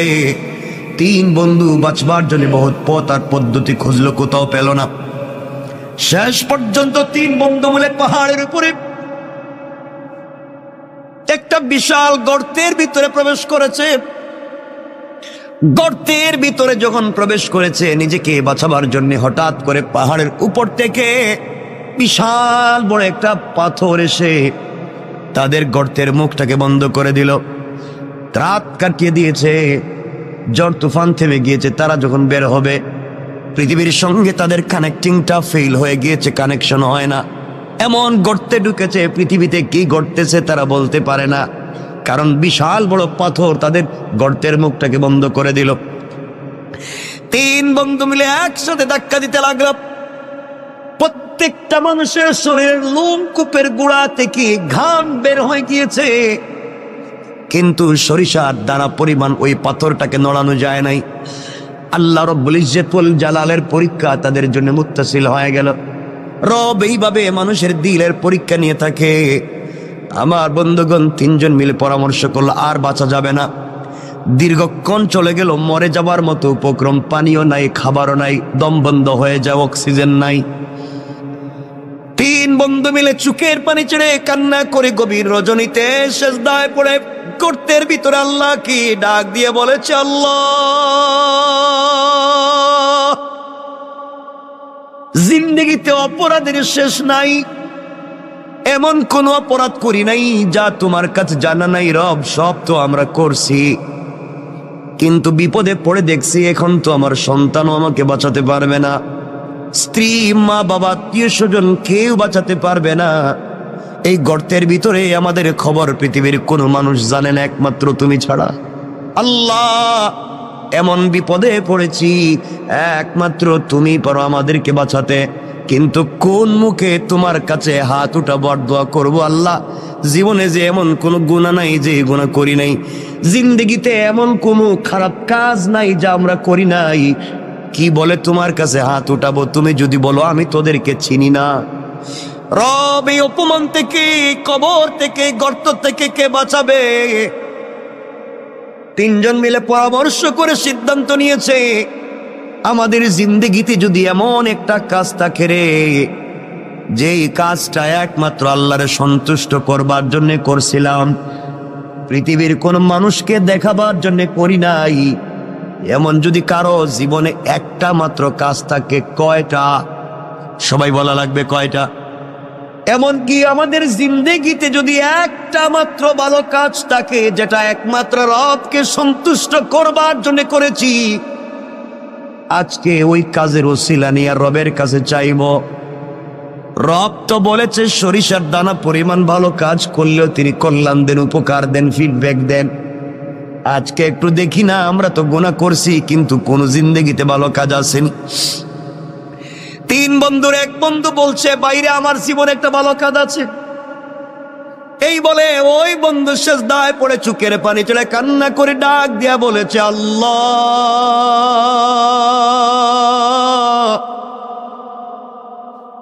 আমার জিন্দেগিতে একটা ভালো কাজের কথা আমার মনে পড়েছে। রব, আমার মন বলছে এই কাজটা একমাত্র তোমার জন্য আমি করছি, পৃথিবীর কেউ আমাকে বাধা দিতে পারবে না। আয় আল্লাহ, আমার চাচাতো বোন, যাকে আমি প্রাপ্ত বয়স্ক হওয়া থেকে যার পিছনে লেগে আছি, যাকে একটা বার স্পর্শ করতে চাই, একটা বার আলিঙ্গন করতে চাই, আমি তার সঙ্গে জেনা করতে চাই, মেলামেশা করতে চাই, তার মতো সুন্দরী মেয়ে আর নাই, কিন্তু আল্লাহ কোনোদিন তাকে আমার ভাগে নিয়ে আসতে পারলাম না, কোনোভাবে কথা বলে ফুসলাতে পারলাম না। আমার ওই চাচাতো বোনের বিয়ে হয়ে গিয়েছে। বিয়ে হয়ে যাওয়ার পরে, তার স্বামীর বাড়িতে যাওয়ার পরে কিছুদিন পরে তার কি একটা বিপদ হয়েছে, তার সন্তান একটা হয়েছে, কিন্তু আমার মাথা থেকে তার চিন্তা যায় নাই। আমি তখনও সুযোগ খুঁজছিলাম, বোনকে যদি কোনোভাবে পাই তার সঙ্গে জেনা করব। আল্লাহ, বোন আমার কাছে কিছু ঋণের জন্য আসছিল। আমি বলছি, বোন রে, তুই যখন আমার কাছে ঋণ চাইছ, যা চাইবে তাই দিব, ঋণ না একেবারেই দিব। বিনিময়ে তোমার কাছ থেকে আমি পার্সোনাল কিছু সময় চাই, পার্সোনাল টাইম চাই। তুমি কি আমাকে একাকিত্বে, নির্জনে আমাকে সময় দিতে পারবা? আয় আল্লাহ তাআলা, আমার বোন দেখেছে এই পৃথিবীতে এই মুহূর্তে টাকা ছাড়া তার সন্তান বাঁচবে না, তার পরিবার চলবে না, সে টাকার জন্য রাজি হয়ে গিয়েছে। আমি তাকে টাকা দিয়ে দিয়েছি, আয় আল্লাহ, আমি নির্ধারিত সময় আর দিন বলে দিলাম। নির্ধারিত সময়ে যখন সে যে ঘর বলেছে আমি ঘরে পৌঁছে গেলাম। আমি ঘরের ভিতরে গিয়ে দেখি আমার বোন চুকের পানি ছেড়ে ছেড়ে কান্না করে আল্লাহরে বলছে, আল্লাহ, পুরা জিন্দগি সতীত্বের হেফাজত করেছি, পুরা জিন্দগি নিজের চরিত্রের হেফাজত করেছি। আল্লাহ, আজ না আমি বড় বিপদগ্রস্ত। আল্লাহ, কিছু ঋণ আনবার কারণে ও আমার সাথে জেনা করতে চায়। কুকর্মগুলাকে দূর করে তোমার দ্বীনের বুঝ দিতে আল্লাহ, তার ভিতরে কি তোমার ভয় ঢুকাইয়া দিতে পারো না? আমি ঘরের ভিতরে গিয়ে আমার বোনের হাত ধরেছি। বোন ডাক দিয়া বলছে, বাইরে তোর ভিতরে কি আল্লাহর ভয় নাই? আল্লাহর কাছে ফিরে যাওয়ার কি তোমার ভয় নাই? রব বলেছে, ওয়াত্তাকু, ভয় করো ওই দিনকে, ইয়াওমান তুরজাউনা ফীহি ইলাল্লাহ, ভয় করো ওই দিনকে যেই দিন আমার কাছে তোমাকে ফিরে আসা লাগবে, ওই দিন তোমার হিসাব তোমাকে দেওয়া লাগবে। ও ভাই, তোর ভিতরে কি ভয় নাই? রব বলে দিয়েছে, ওই দিন যে অপকর্ম করবে, দুনিয়ার জমিনে যে গুনাহ করবে, কিয়ামতের দিনে আল্লাহ তার আমলনামা তার হাতে সোজা সোজা দিবেন না। হাতটাকে বুকের ভিতরে ঢুকাইয়া ভেঙ্গে পিছন দিকে দিবেন, আর ফেরেশতাদেরকে বলবেন, গোলামের হাতে তার কিতাব আমলনামাটা দিয়ে দাও। আল্লাহ বলবেন, ইকরা কিতাবাকা কাফা বিনাফসিকাল ইয়াওমা আলাইকা হাসিবা। বান্দারে, জীবনে যা করছো গোলাম, চলার পথে যা করছে, যে তোমার হাতে ধরাইয়া দিলাম, তুমি পড়ো। এমন সময় ফেরেশতারা বলবে, আল্লাহ, ওর মুখটা চোখটা তো সামনের দিকে, ওর হাত যে বুকের ভিতরে ঢুকাইয়া পিছন দিকে বের করলেন, আমলনামা তো পিছনে দিলেন, চেহারা সামন দিকে, আমলনামা পিছন দিকে, ও কেমনে দেখবে? আল্লাহ, আমলনামাকে ঘুরাইয়া সামনে নিয়ে আসবো। ও আবার ভাই তুই শুন, আল্লাহ ডাক দিয়া বলবেন, না না, ওর আমলনামার সামনে আনা যাবে না, আমলনামার সামনে দেওয়া যাবে না। ফেরেশতারা বলবে, আল্লাহ, তাইলে আমলনামা পড়বে কেমনে? আল্লাহ বলবেন, শোনো ফেরেশতারা, ওর ঘাড়টারে মটকাইয়া দাও, ওর ঘাড়টারে মটকাইয়া পিছন দিকে করে দাও, চিৎকার করে যেন কানতে থাকে, চিৎকার করতে থাকে। ভাইরে, তোর হাতটা বুকের ভিতরে ঢুকাইয়া পিছন দিকে বের করা হবে, এরপরে তোমার ঘাড়কে মটকাইয়া দেওয়া হবে। এরপর আল্লাহ বলবেন, খুযূহু ফাগুল্লুহু সুম্মাল জাহিমা সাল্লু। ওরে ধরো রে, ভালো করে ধরো, আর জাহান্নামের গরম শিকল দিয়া হাত পায়ে দড়ি লাগাও, অপমানিত গোলামের ন্যায় টেনে টেনে জাহান্নামে নিয়ে যাও। কেন রে ভাই তুই এই গুনার কাজ করে আমার সঙ্গে এত অপরাধ করবি? কেন রে ভাই তুই জাহান্নামের আগুনে জ্বলবি? ভাই, তোর মনে কি আল্লাহর ভয় নাই? তোমার মনে কি জাহান্নামে যাওয়ার ভয় নাই? তোমার মনে কি আল্লাহর সামনে দাঁড়াবার ভয় নাই? তুমি কেমনে আমার সঙ্গে ওই নাফরমানি করবা? আয় আল্লাহ, আমি তো গিয়েছিলাম জেনা করতে, যাকে আমার জীবন যৌবন দিয়ে স্বপ্নে দেখি, যাকে আমি স্বপ্নে লালন করি, পুরা জিন্দগি থেকে যাকে একটা মিনিট পেতে চাই, পুরা জিন্দগি ভর যাকে নিয়ে স্বপ্ন দেখছি, আমার ওই বোনকে আমার হাতের মুঠোয় পাইছি, শুধু তার হাত স্পর্শ করছি, আমি শুধু তার হাত ধরছি। ওই সময় বোন আমাকে এই ওয়াজ শোনাইয়া দিছে, আল্লাহ, ওই দিন একাকিত্বে নির্জনে পৃথিবীর কোনো মানুষ নাই, একমাত্র আমার বোন আর আমি ছাড়া। ওই দিন আমি তো গিয়েছিলাম খারাপ কাজ করতে, কিন্তু বোনের 1 মিনিটের বক্তব্য শুনে তোমার ভয়ের কথা আমার ভিতরে ঢুকে গিয়েছিল। আমি আমার বোনের হাত ছেড়ে দিয়া ঘর থেকে বের হয়ে তোমাকে চিৎকার করে বলেছিলাম, আল্লাহ তোমাকে ভয় পাইছি, বোনের কথায় হাত ছেড়ে দিয়েছি, আর জেনা করব না, এই বলে ঘর থেকে বের হয়েছিলাম, আর জিন্দেগিতে বোনের দিকে চোখ তুলে তাকাই নাই। আল্লাহ তাআলা ওই দিন তো কোনো পুলিশ ছিল না, র্যাব ছিল না, border guard, CID, DIB, NSI, DGFI কেউ ছিল না। একমাত্র তোমার কথা শুনে তোমার ভয় আমার দিলে ঢুকে গিয়েছিল। তুমি বলেছো ওয়াত্তাকু ইয়াওমান তুরজাউনা ফীহি ইলাল্লাহ, আমার কাছে তো ফিরে আসা লাগবে। ওই যে ভয় ঢুকে গিয়েছিল, ভয়ের কারণে আমি হাত ছেড়ে দিয়েছি। আল্লাহ ওই দিনের কাজটা যদি একমাত্র তোমার ভয়ে, তোমার ভালোবাসায় হয়ে থাকে, আজকের মতো বিপদ থেকে বাঁচাইয়া দাও। ওই গোলাম দোয়া করতে দেরি হয়েছে, ওই গর্তের উপর থেকে পাথরটা 3 ভাগের 1 ভাগ অটোমেটিক সরে গিয়েছে। আল্লাহু আকবার। চিন্তা করেন কি বলতে চাই। আল্লাহর গোলাম বুঝতে পেরেছে। এবার আপনারাও বুঝেন, জীবনে ভালো কাজ করলে রব কিন্তু ফিডব্যাক দিবে। আপনি আল্লাহর পক্ষ থেকে বারাকাত পাবেন, এতে কোনো সন্দেহ নাই। কাজটা যদি হয় নির্বেজাল আল্লাহর জন্যে, খালিস নিয়তি আল্লাহর জন্য যদি হয়, দুনিয়ায় ইজ্জতের জিন্দেগি পাবেন, আখিরাতেও রবের কাছ থেকে পুরস্কার পাবেন। ওই জন্য 2 হাত জোড় করে আপনাদেরকে বলি, প্রয়োজনে আপনাদের পায়ে ধরি বলি, বলেন যদি বাসায় গিয়া পায়ে ধরতে তাও ধরি। আল্লাহর ওয়াস্তে চলার পথে রবকে ভয় করা শিখুন, হারাম কাজ থেকে নিজেকে বাঁচান। যেই সন্তান পরিবার আত্মীয় স্বজনের জন্য এত কষ্ট করি, কিয়ামতের দিন কিন্তু কেউ আমার আপনার আশেপাশে থাকবে না। সন্তান বাবার পরিচয় দিবে না, স্ত্রী স্বামীর পরিচয় দিবে না, মা বাবা সন্তানের পরিচয় দিবে না। ওই সময় একমাত্র নেক আমল তোমার আমার কল্যাণে আসবে।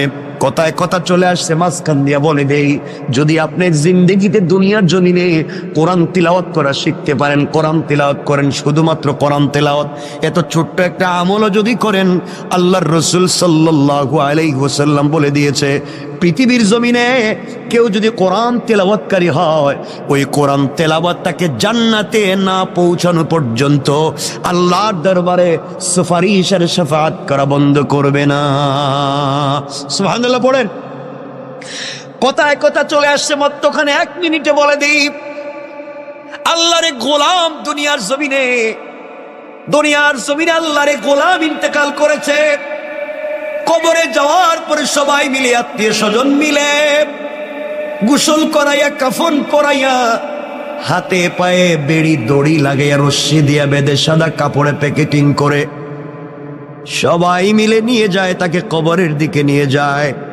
বান্দা চোখের পানি ছেড়ে ছেড়ে কান্দে আর বলে, সন্তান তোর জন্য না ঢাকা শহরে এত সুন্দর বাড়ি বানাইলাম, তুই কেমনে আজকে বাপরে বান দিয়া তুই কই নিয়ে যাস?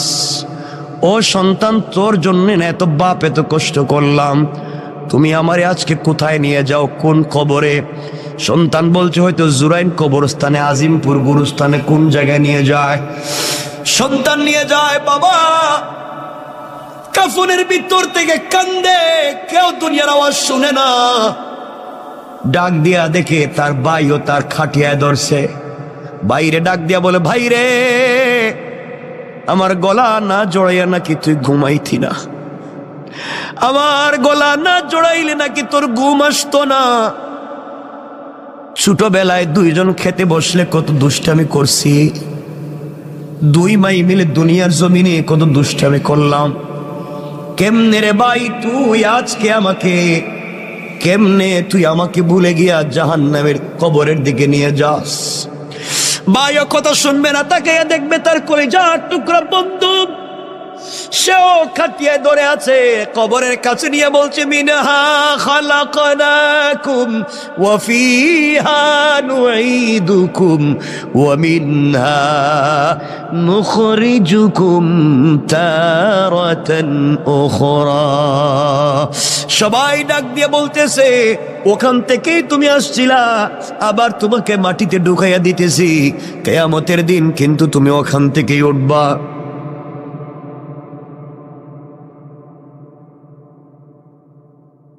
বন্ধু, কেউ তোমার কথা শুনবে না, আমার কথা শুনবে না।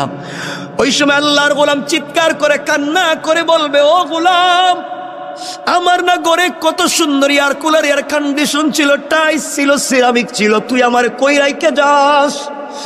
সবাই মিলে তোমাকে আমাকে কবরের ভিতরে শোয়াইয়া দিবে, মাটি উপর দিয়া দিয়া যখন সবাই চলে আসবে, আল্লাহরে গোলাম কবরের ভিতরে কাঁদতেছে। এমন সময় ফেরেশতারা এসে তাকে জিজ্ঞেস করছে, মার রব্বুকা, ও গোলাম বলো না তোমার রবকে। গোলাম তো ঠিক মতো উত্তর দিতে পারে না, কারণ দুনিয়ায় রবের পথে চলে নাই। দুনিয়ায় রব যেই পথের কথা বলছে গোলাম, ওই পথে গোলাম চলে নাই। আজ গোলামকে কবরের ভিতরে বলছে মার রব্বুকা, গোলাম জবাব দিতে পারে না। ফেরেশতারা বলছে ওয়ামা দীনুকা, বলো না তোমার ধর্মের নাম কি, কোন ধর্ম নিয়ে আসছো? গোলাম জবাব পায় না। গোলামকে বলা হয়েছে, বলো না মান হাদার রাজুলু আল্লাযী বুইসা ফীকুম, ওই ব্যক্তির চিনুনি দেখো তো, যেই ব্যক্তিকে তোমাদের হিদায়াতের জন্য পাঠানো হয়েছিল। আল্লাহর রসুলের চেহারা এভাবে উঠাইয়া ধরে বলবে, দেখো তো এই লোকটারে চিনুনি?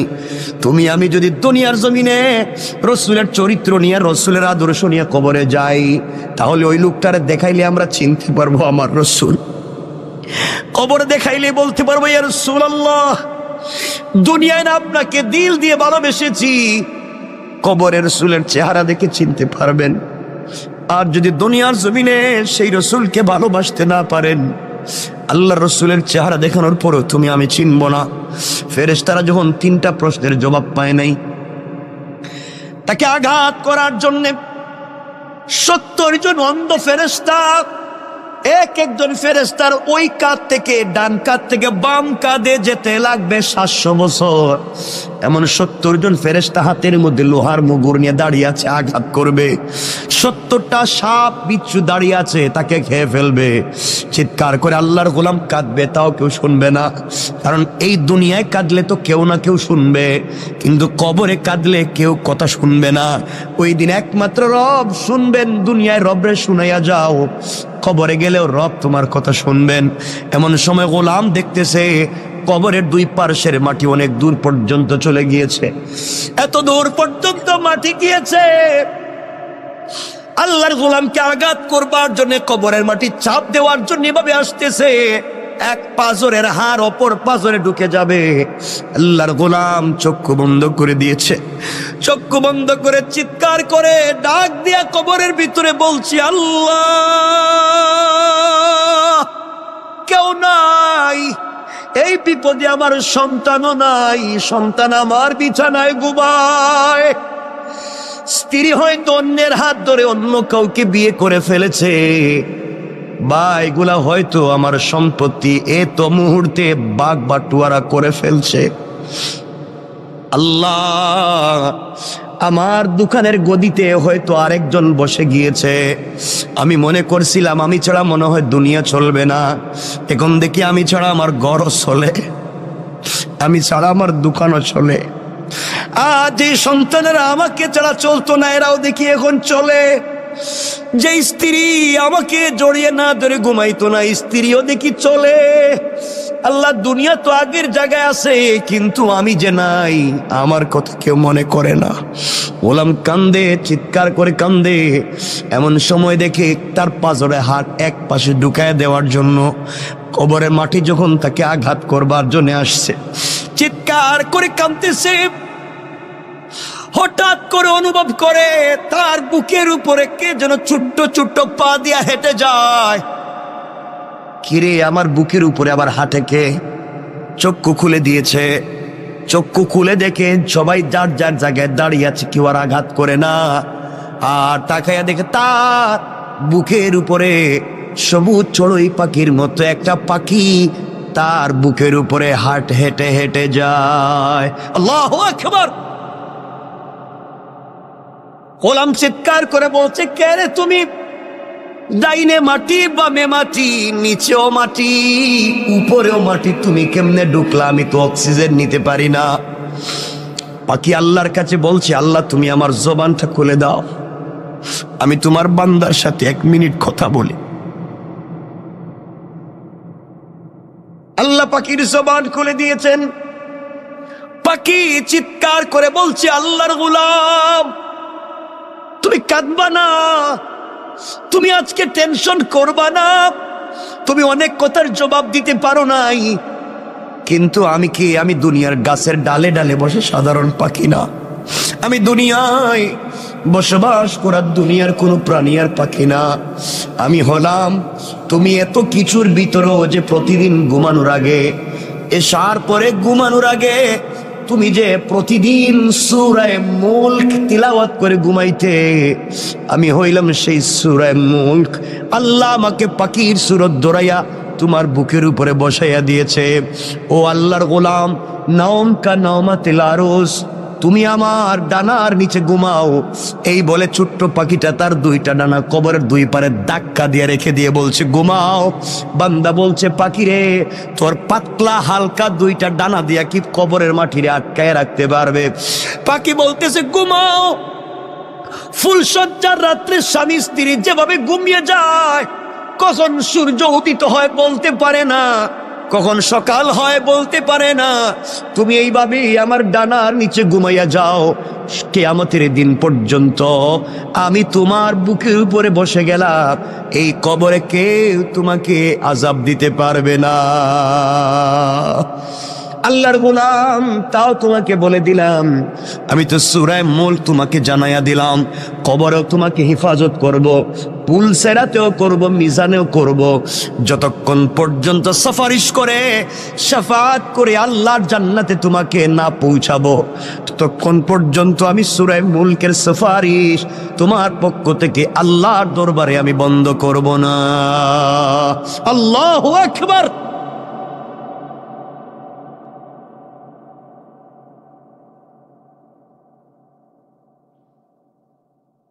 চিন্তা করেন।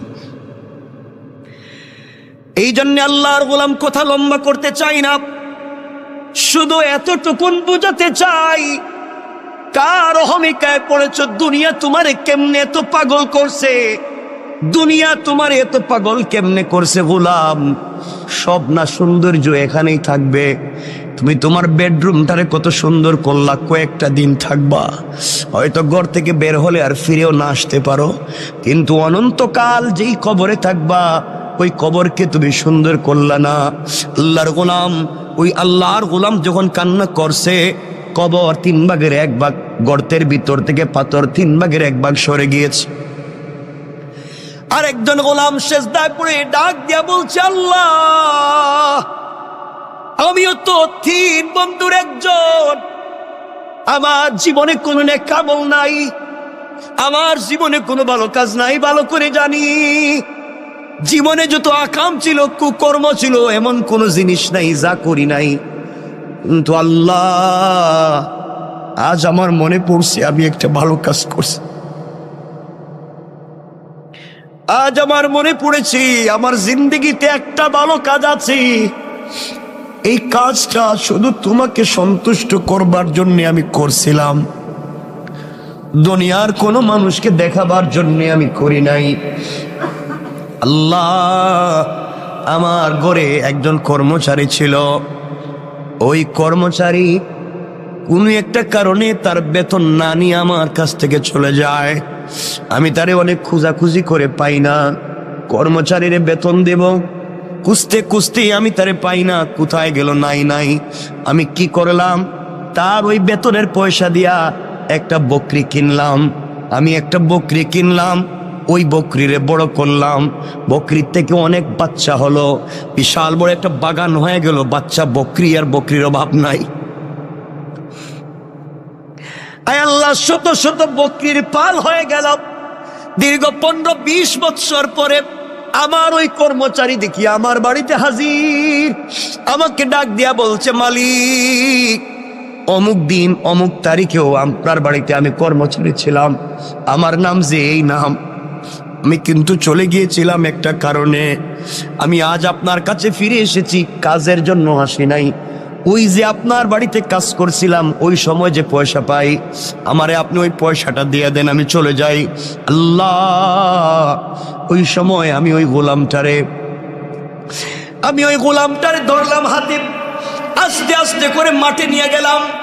মাঠে নিয়ে গিয়া বলছি, আমার কর্মচারী রে, তুমি আমার কাছে পয়সা পাও, এই জন্যে তুমি আমার কাছে এসেছো। এই যে মাঠে যত হাজার হাজার শত শত বকরি দেখো, সবগুলা তোমার, সবগুলা তুমি নিয়ে যাও। আমার কর্মচারী আমার দিকে তাকায় টিটকারি করে আর বলছে, মালিক, আমি একজন কর্মচারী বলে কি আপনি আমার সঙ্গে দুষ্টামি করলেন? আমি আপনার দুষ্টামির জন্য আসি নাই। আমার এত হাজার হাজার লাখ টাকার বকরির দরকার নাই। আমি আপনার কাছে যেই টাকা পাই ওটা দিয়ে দিলেই তো আমি চলে যাব, এত কিছুর দরকার নাই। আল্লাহ, ওই দিন আমি বলেছিলাম, কর্মচারী রে, তুই যে আমার কাছে যেই পয়সা পাস ওই টাকা দিয়ে আমি একটা বকরি কিনছিলাম। ওই বকরি কিনে বাচ্চা দিতে দিতে দিতে দিতে তো হাজার হাজার হয়েছে। এই জন্য একটাও আমার না। এতদিন আমি ছিলাম আমানতদার, তোর এগুলার দেখাশোনা করছি, তোর জিনিসরা আমি দেখাশোনা করে রাখছি।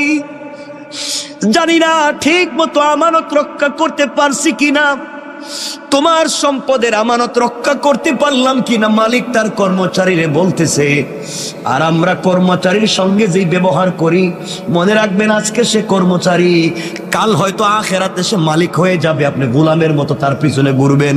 তার দিলে যদি কষ্ট দেন, কোনোভাবে যদি সে কষ্ট পায়, কিয়ামতের দিন বুঝবেন কর্মচারীর আপনার কি প্রয়োজন, ওই দিন বুঝবেন। এই জন্য আল্লাহর ওয়াস্তে, আল্লাহ যাদেরকে পয়সার মালিক বানাইছেন, কর্মচারীর সঙ্গে খারাপ আচরণ করবেন না, খারাপ ব্যবহার করবেন না। আমার বন্ধুগণ, ওই দিন বুঝবেন আমার কথাটার কত দাম ছিল, কত লৌড ছিল। আল্লাহর গোলামের কথা শুনে কর্মচারী সিজদায় পড়ে ডাক দিয়া বলেছে, আল্লাহ, যেই মালিক কর্মচারীর পয়সার আমানত রক্ষা করার জন্য এত বড় বড় বড় বিজনেস বানাইছে, বকরির পাল বানাইছে, আল্লাহ, আমার ওই মালিক রে দুনিয়ায় ইজ্জতের জিন্দেগি দিও, ইন্তেকালের পরে জান্নাতুল ফিরদাউস দিও। আল্লাহু আকবার। আয় আল্লাহ, ওই দিন যে হাসি মুখে আমি আমার কর্মচারীর কাছে যে সম্পদগুলা তাকে ফিরাইয়া দিলাম, তার ওই টাকা দিয়া যে এত কিছু বানাইলাম, আমি চাইলে ওই সময় তাকে যে টাকা সে পায়, 500 দিনার 100 দিনার দিরহাম পায়, ওটা দিয়ে দিলেই সে খুশি হয়ে যাইতো। কিন্তু এতদিন পরে আসছে, আমি তারে একটা বকরি দিলেই সে খুশি হয়ে যাইতো। আমি তারা যে হাজার হাজার বকরি দিয়ে দিলাম, এই যে একমাত্র আমানত রক্ষা করার জন্যে, আমানত রক্ষা করলাম। এই যে তোমাকে ভালোবেসে তোমার ভয়ে আমি ওই কাজ করলাম। আল্লাহ, ওই দিনের কাজ যদি তোমার কাছে পছন্দ হয়, আজ কি তুমি আমাদেরকে বিপদ থেকে বাঁচাতে পারো না? তুমি না বলছো ভালো কাজ করে দোয়া চাও, কল্যাণের কাজ করে কল্যাণের উসিলা নিয়ে দোয়া চাও। আয় আল্লাহ, এই ভালো কাজের কথা স্মরণ করে তোমার কাছে হাত উঠে দোয়া চাইলাম। বলো না, তুমি কি আমাদেরকে ক্ষমা করে দিবা না, বাঁচাবা না? আল্লাহর গোলাম ওইভাবে কান্না করে দোয়া করতে দেরি হয়েছে, তাদের মাথার উপর থেকে ওই পাথরের 3 ভাগের 2 ভাগ সরে গিয়েছে। আল্লাহু আকবার। 2 ভাগ সরে গিয়েছে।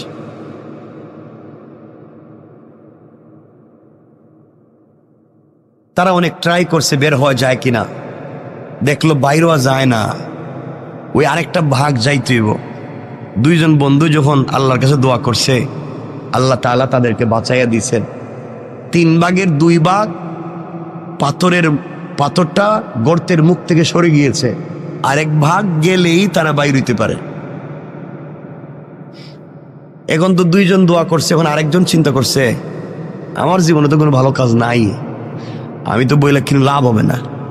2 বন্ধু মিলছে, দোস্ত তুইও কিছু কর, তা আমার জীবনে তো কোনো ভালো কাজ নাই, জানি আমি তো তোদের চাইতেও খারাপ। না, মনে কর তোর কোনো ভালো কাজ আসেনি জীবনে, মনে করে দেখ, থাকলে একটু ক আল্লাহরে, আজকে বাস্তবতে নিলে মরা ছাড়া পথ নাই। এমন সময় গোলাম বলতেছে, ভাই আমারও তো একটা ভালো কাজের কথা মনে পড়ছে।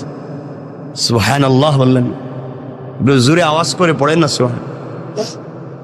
আমার একটা ভালো কাজের কথা মনে পড়ছে, বল না তোর ভালো কাজটা কি?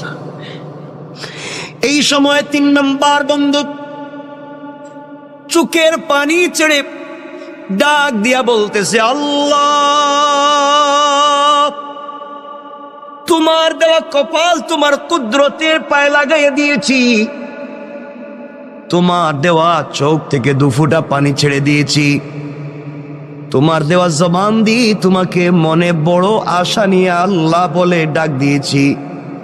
তুমি বলছো তোমাকে ডাক দিলে দুনিয়ার সকল মানুষেরা যদি বন্ধ করে দেয় দরওয়াজা, তোমার দরওয়াজা বন্ধ হয় না। আল্লাহ, তুমি বলেছ কোন মানুষ যদি অপরাধ করে, সন্তান যদি অপরাধ করে, মা বাবা হয়তো সন্তানকে ঘর থেকে তাড়াইয়া দেয়। গ্রামের কোন মানুষ যদি গ্রামে অপরাধ করে, গ্রাম মহল্লার মানুষ তাকে এলাকা ছাড়া করে দেয়। আল্লাহ, কোন ছাত্র যদি ক্লাসে অপরাধ করে, টিচার তাকে ক্লাস থেকে বের করে দেয়। কোন মুরিদ যদি পীরের সঙ্গে অপরাধ করে, পীর তাকে খানকা থেকে বের করে দেয়। আয় আল্লাহ, এমনকি মায়ের, যেই মায়ের পেট থেকে বের হয়েছি, সেই মাও তার সন্তানটাকে তাড়াইয়া দিতে পারে। আল্লাহ, কোন নবী তার উম্মতকেও তো তাড়াইয়া দিতে পারে। আয় আল্লাহ, তুমি বলেছো সবাই আমার গুনাহগার গোলামরে তাড়াইয়া দিতে পারে, কিন্তু আমি রব তো আমার গোলামরে নিজের হাত দিয়ে বানাইছি। মা 10 মাস 10 দিন ভাড়াটিয়ার মতো একটা সন্তানরে পেটে নিছে, মাত্র 10 মাস 10 দিন। ওই মায়ের নাড়ি ছেড়া দন কিছু হলেই মা পাগল হয়ে যায়। গোলাম রে, তোর মা তো তোর হাত পা বানায় নাই, তোর মা তোর অক্সিজেন দেয় নাই, তোর মা তোর নাক কান চোখ মুখ দেয় নাই। ও বান্দা, তোর মা তোর লাঞ্চ, কিডনি, বাল, পিত্তথলি কিছুই দেয় নাই, সব তো আমি আল্লাহ দিছি। এরপরে 10 মাস তোর মা তোরে পেটে রাখবার পরেও যদি এত দরদ হয়, আমি রব তোরে আমার নিজের হাত দিয়ে বানাইছি। বল না বান্দা, তোর প্রতি আমার কত দরদ আর ভালোবাসা। ও বান্দা, দুনিয়ার সকল মানুষের দরওয়াজা যদি বন্ধ হয়ে যায়, আমি কথা দিলাম বান্দারি, আমার দরওয়াজা তোমার জন্য সকল সময় খোলা থাকবে। বলো না কি চাও? এবার বান্দা ডাক দিয়া বলে, আল্লাহ, আমি একজন বকরির রাখাল, আমি প্রতিদিন বকরি রাখালি করি। বাড়িতে যাই বিকালবেলা, সকালবেলা বাড়ি থেকে বের হই, বিকালবেলা বাড়িতে যাই। যাওয়ার পরে প্রথমে বকরির থেকে দুধ নেই, ওই দুধ নিয়ে প্রথমে আমার বৃদ্ধা মা পাপড়ে খাওয়াই। আমার মা তখন বেঁচে আছেন, আমার মারে দুধ পান করাই। মা ইচ্ছে মতো শান্তি মতো পেট ভরে দুধ পান করবার পরে বাকিটুকুন দুধ নিয়ে আমি আমার সন্তানদের কাছে বন্টন করে দেই। সন্তানেরা পান করে এরপরে ঘুমাইয়া যায়, এরপরে আমরা পান করি। আয় আল্লাহ, একদিন আমার জঙ্গল থেকে, মাঠ থেকে বাড়িতে যেতে যেতে দেরি হয়েছে। বাড়িতে গিয়ে দেখি আমার মা ঘুমিয়ে পড়ছেন। আমার মা বিভোর ঘুমে পাগল, মা ঘুমাইয়া গিয়েছে, মা তো সজাগ না। ঘরে গিয়ে দেখি আমার সন্তানেরা খাবারের জন্য চিৎকার করে কাঁদতেছে। আমি যখন বকরির থেকে দুধ দোহন করি, সন্তানেরা লাইন ধরে গুল হয়ে আমার পাশে বসছে আর বলছে, আব্বা একটু দুধ দেও না, আর সহ্য হয় না, পেটে খিদে লাগছে, রাত্রে যে ঘুমাতে হবে, একটু দুধ দাও। আমি সন্তানের দিকে তাকাইয়াও দেখি নাই কে আমার কাছে দুধ চাইল। এক পর্যায়ে দুধের বাটি হাতে নিলাম, পেয়ালা হাতে নিলাম, মায়ের ঘরে গিয়ে দেখি মা ঘুমিয়ে গিয়েছে। সবগুলা দুধের পেয়ালা নিয়া মায়ের মাথার সামনে দাঁড়ায়া থাকলাম। মা রাত্রে যখন উঠবে আগে তারে পান করাবো, এরপরে আমি আমার বাচ্চাদেরকে পান করাবো। আল্লাহ, আমার বাচ্চাগুলো আমার পায়ের কাছে এসে পা জড়াইয়া কাঁদতেছে, বলতেছে, আব্বা তুমি আমাদেরকে 1 ফোঁটা দুধ পান করাও। সারা রাত সন্তানের কাঁদতে কাঁদতে আমার পায়ের কাছে ঘুমাইয়া গেল। 1 ফোঁটা দুধও আমি সন্তানদেরকে আগে দেই নাই। ওই মায়ের অপেক্ষা করতেছি মা কখন ঘুম থেকে উঠবে। আয় আল্লাহ, ও মুনিব, এইভাবে সারা রাত চলে গিয়েছে। সকালবেলা মা যখন ঘুম থেকে উঠছে, মা আমাকে দেখে তো হতভম্ব হয়ে গেছে। মা বলছে, বাবা তুই কি ঘুমাস নেই? সারা রাত কি করলি এখানে? মা আগেই তুমি ঘুমিয়ে গিয়েছো, তোমাকে দুধ পান করাতে পারি নাই, এই জন্য সারা রাত এখানে দাঁড়াইয়া দাঁড়াইয়া দুধের পেয়ালা হাতে নিয়েছিলাম, তোমার যদি ঘুম ভাঙ্গে আমি তোমার আগে দুধ পান করাবো। মা বলছেন আমার নাতিগুলার অবস্থা এমন কেন? মা ওরা তো আমার কাছে আসছিল এক ফোঁটা দুধ পান করতে, আমি কিন্তু ওদেরকে আগে দেই নাই, আগে বলছি আমার মা, এরপরে তোমরা। ও মা, তোমার জন্য আমি সন্তানদেরকেও পান করাই নাই। আমার মা আমার জন্য তো দুহাত উঠে দোয়া করছে আর বলছে, আল্লাহ আমার সন্তান আমার যে ভালোবাসা দিয়েছে, দুনিয়ায় কোনো বিপদে আমার সন্তানরে ফালাইও না। আয় আল্লাহ, ওই দিনের কাজ একমাত্র তোমাকে খুশি করার জন্য মায়ের জন্য দাঁড়িয়েছিলাম। আয় আল্লাহ তাআলা, চাইলে আমি আমার সন্তানদেরকে দুধ পান করাইতে পারতাম, চাইলে আমিও পান করতে পারতাম, চাইলে আমার স্ত্রীরও পান করাইতে পারতাম। মা যখন উঠবে তখন দিব, মায়ের জন্য তো অপেক্ষা করা দরকার ছিল না। একমাত্র তোমাকে ভালোবেসে, তোমাকে মোহাব্বত করে, তোমাকে পাওয়ার জন্যে, তোমাকে খুশি করার জন্যে আমি যে কাজ করছি, এই কাজটা যদি ওই দিন তোমার কাছে পছন্দ হয়ে থাকে, আজকের বিপদ থেকে আমাদেরকে বাঁচাইয়া দাও ওসিলা নিলাম। বলতে দেরি হয়েছে, কসম কসম রব্বে পাকের জাতে, ওই গোলাম দোয়া করে বলতে দেরি হয়েছে, পুরাটা পাথর তাদের গর্তের মুখ থেকে সরে যাইতে 1 মিনিটও দেরি করে নাই। সুবহানাল্লাহ জুরে। আমার বন্ধুগণ, 3 বন্ধু বেঁচে গিয়েছেন, এই জন্যে কথাটা তো শুরু করছিলাম ওখানেই। জীবনে যদি সরিষার দানা পরিমাণও ভালো কাজ করেন, রব কিন্তু তোমাকে আমাকে এটা দিবে। আল্লাহ কোরআনে বলছেন, ফামাইয়ামাল মিসকালা যাররাতিন খায়রান ইয়ারা, সরিষার দানা পরিমাণ যদি ভালো কাজ করো, ওটারও কিন্তু বদলা দিব। ওয়া মাইয়ামাল মিসকালা যাররাতিন শাররান ইয়ারা, আর তোমরা যদি খারাপ কাজ করো সরিষার দানা পরিমাণ, তারও হিসাব দেওয়া লাগবে। এই জন্যে দুহাত জোড় করে যেই কথা শুরুতেই বলছিলাম, দরকারে পায়ে ধরে বললাম, আল্লাহর ওয়াস্তে চলার পথে ভুল তো করবো না, মানুষের হক মারবো না, আমানতের খেয়ানত করবো না, অন্যায় আচরণ করবো না, ছোট থেকে ছোট হলেও আল্লাহকে সন্তুষ্ট করার জন্য ভালো কাজ করব। রব বলে দিয়েছে, তুমি যদি আমাকেই পাওয়ার জন্য ভালো কাজ করো বান্দা, আমি কথা দিলাম তোমার এই ছোট্ট একটা আমলই তোমাকে জান্নাত পর্যন্ত নিয়ে যেতে পারে। পড়েন সুবহানাল্লাহ। আমার কথা কি আপনারা বুঝছেন এতক্ষণে? তাহলে এত আলোচনা করে যেটা বোঝাতে চাইলাম, এই পুরো 1 ঘন্টা কথা বলছি, একটা বিষয় বোঝাবার দিন, যে আমাকে আপনাকে ফিরে যাওয়া লাগবে আল্লাহর সামনে। সরিষার দানা পরিমাণ ভালো কাজ করলেও জবাব দিতে হবে, খারাপ কাজ করলেও জবাব দিতে হবে। সুতরাং আমরা কোনোভাবে অন্যের সম্পত্তি তো নিজে খাবো না, নিজের লিডার হলে কখনো পাবলিকরে ঠকাবো না, এবং নিজের সম্পত্তি বাঁচাবার জন্য, অন্যের সম্পত্তি ধ্বংস করবার জন্য রাষ্ট্রের কাছে কুপ্রস্তাব দিয়া কাউকে বিপদে ফেলবো? বলেন ফেলবো? এটা হলো এতক্ষণের আলোচনার মূল মাকসাদ, আয়াতের মৌলিক ভাবার্থ। এতক্ষণ যদি কথা বুঝে থাকেন তো বলেন, রব একজন মানুষ ভালো কাজ করছে, তাকে উপকার দিচ্ছেন না? কথা তো অনেক মনে পড়ে, কিন্তু আমাদের সময় তো কমে যাইতেছে। কমে গেছে না? আপনাদের অসুবিধা হইতেছে নি? সময় যদিও আছে আমার হাতে, কর্তৃপক্ষের দেওয়া, কিন্তু আপনাদের তো কষ্টের দিকে আমার খেয়াল রাখতে হয়। যেন কষ্ট হইতেছে কিনা বুঝতেছি না, হয় না? বেশি নিব না, যদিও লম্বা হয় আমি নিব না। কথা বলতে চাই, রব বলেছে উপকার করলে তিনি দিবেন কি দিবেন না? বলেন না, দিবেন। কথাটা শোনেন, হাসান বসরি রহমতুল্লাহ আলাইহির মালফুজাত থেকে পাওয়া যায়। একবার হাসান বসরি রহমতুল্লাহ আলাইহ কবরের পাশ দিয়ে যাচ্ছেন, খুব বুঝবেন, কবরের পাশ দিয়ে যাইতেছে। চিন্তা করলেন, কবরের কাছে গিয়ে চিন্তা করলেন, একটু মোরাকাবা করে দেখি তো কবরের মানুষ কেমন আছে। মোরাকাবা করলেন, করে দেখেন কবরের মানুষ খুব খুশি, হাসি খুশি, কেউ কষ্টে আছে, কেউ দুঃখে আছে। আর এর মধ্যে একজন মুরব্বী কবরের ভিতরে তার খুব আযাব হইতেছে, একজন মুরব্বীর কবরে খুব বেশি আযাব হইতেছে।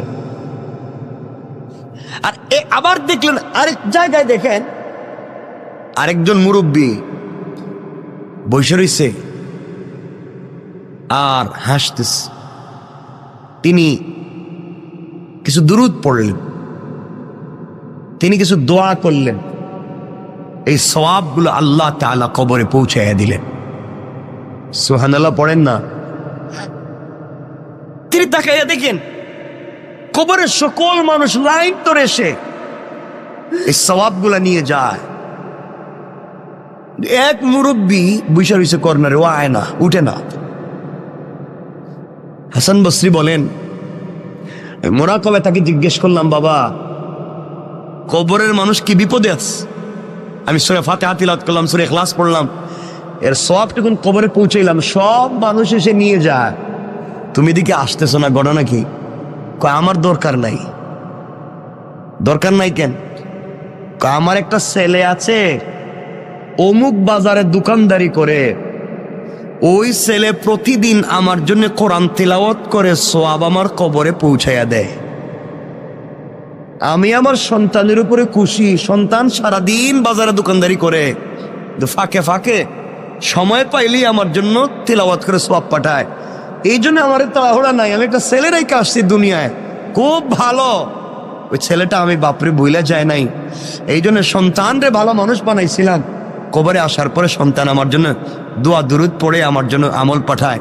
আর আমরা এমন সন্তান রাইখা যাই, বাপ মারা যাওয়ার আগেই এর মাইরে ফেলায়।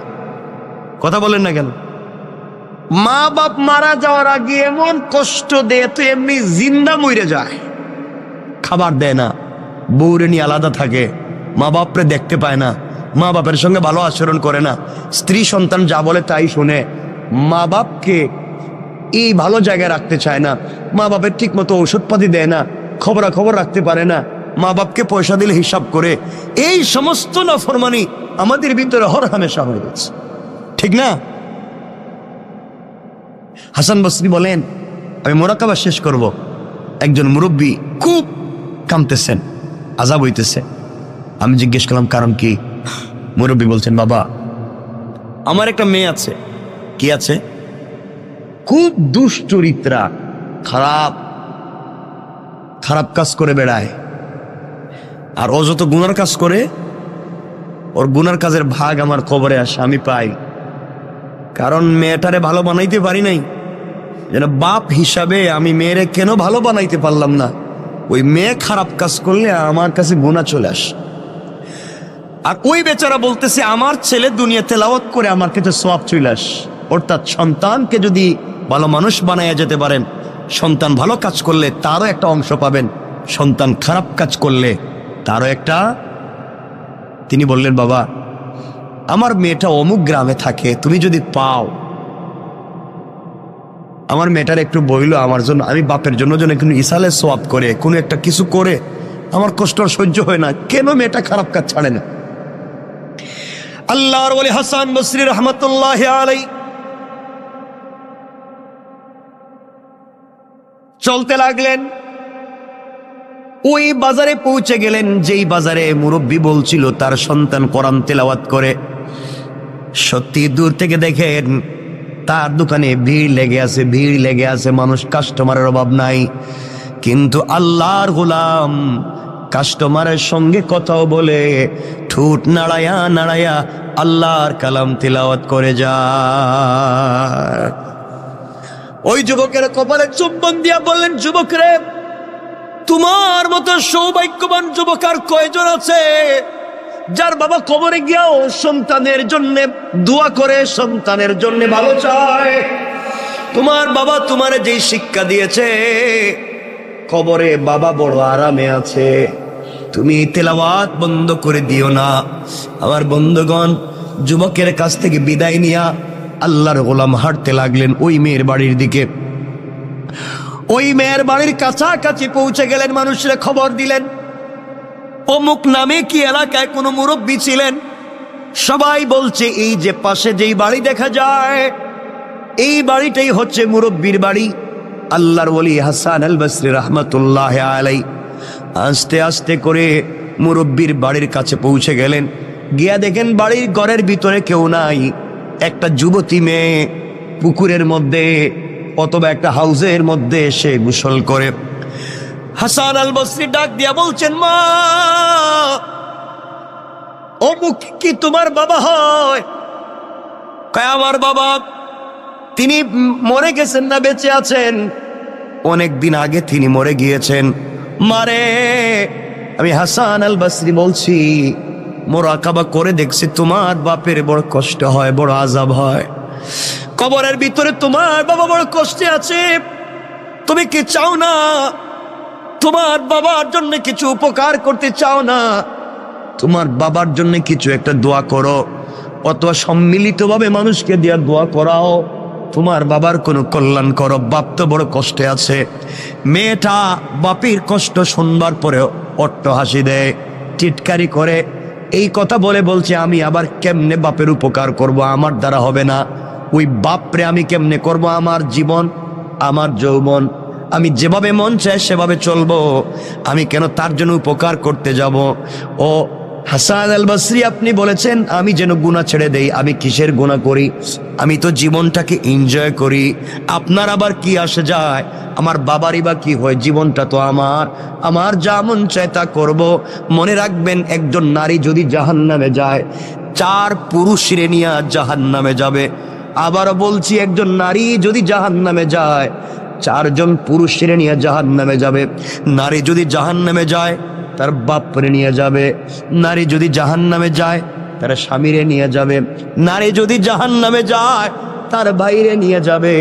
নারী যদি জাহান্নামে যায়, তার সন্তানরে নিয়ে যাবে। কেন সন্তান তাকে ভালো পথে রাখলো না? কেন ভাই তাকে ভালো পথে রাখলো না? কেন স্বামী তাকে ভালো পথে রাখলো না? কেন বাবা তাকে ভালো পথে রাখলো না? এই জন্য এক নারী জাহান্নামে গেলে 4 পুরুষ জাহান্নামের জন্য প্রস্তুত হও। আল্লাহ রাব্বুল ইজ্জত ওয়াল জালালের ওলি হাসান আল বসরি যখন মেয়েটাকে বললেন, মেয়ের কাছ থেকে ভালো উত্তর পেলেন না। এক পর্যায়ে মেয়েটা টিটকারি করে ওই পুকুরের ভিতর থেকে পানি দিয়া হাসান আল বসরির উপরে ফিকে মারছে। হাসান আল বসরির মুখের উপরে পানি মারছে। কয়, নেন, আপনি পানি নিয়ে যান। এই পানি দিলাম, যান, আপনি আমার বাবার জন্য কি উপকার করতে পারি? আমি আমার বাপের জন্য কোনো উপকার করতে পারবো না। এই বলে পানি মারছে। হাসান আল বসরি বড় কষ্ট পেলেন। কিছুদিন পরে আবার মুরাকাবা করলেন। ওই কবরের পাশ দিয়ে যাওয়ার সময় আবার তিনি মুরাকাবা করলেন। করে দেখেন, যেই বেচারা এতদিন ওই কবরের কর্নারে বসে থাকতো, গুরুস্থানের আসতো না, সোয়াবের জন্য আসতো না, আজ দেখা দেয় সবার লাইনের আগে, সবার আগে আইসা দাঁড়াইয়া গেছে। হাসান আল বসরি যা তিলাওয়াত করছেন, তার সোয়াবটুকুন কবরে বক্সাইয়া দিলেন। ওই আল্লাহর গোলাম নেওয়ার জন্য দাঁড়াইয়া আছে। তিনি বললেন, বাবা, ওই দিন না আপনি সবার পিছনে ছিলেন, বসা ছিলেন, আসলেন না? আজ কেন আপনি সবার আগে আগে আসলেন?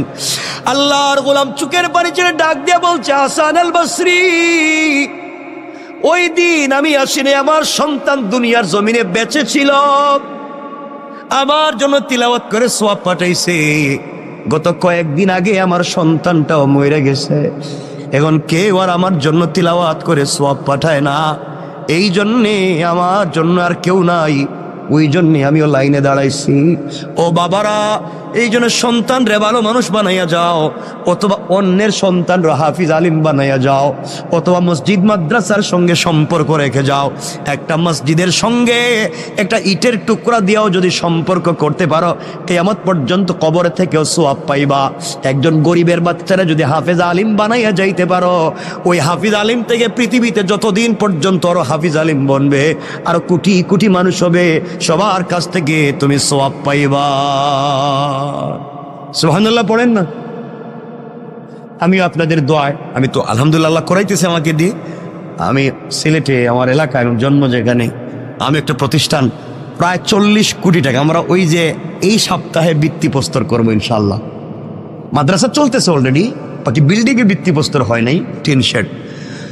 এই সপ্তাহেই আমরা 10 তলা ফাউন্ডেশন দিয়ে ভিত্তিপ্রস্তর করতেছি।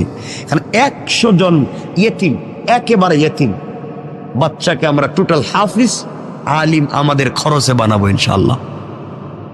100 জন। এভাবে চলতে থাকবে।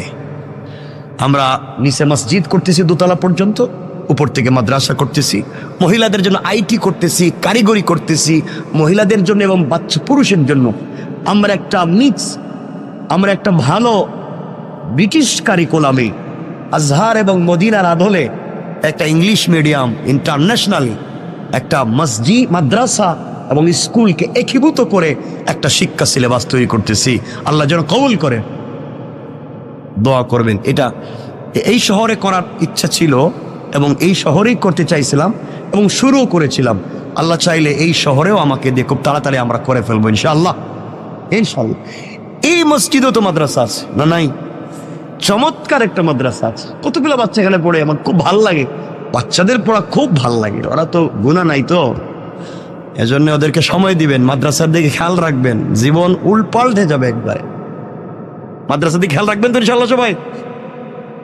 আমার বন্ধুগণ, কত লম্বা হয়ে যাচ্ছে।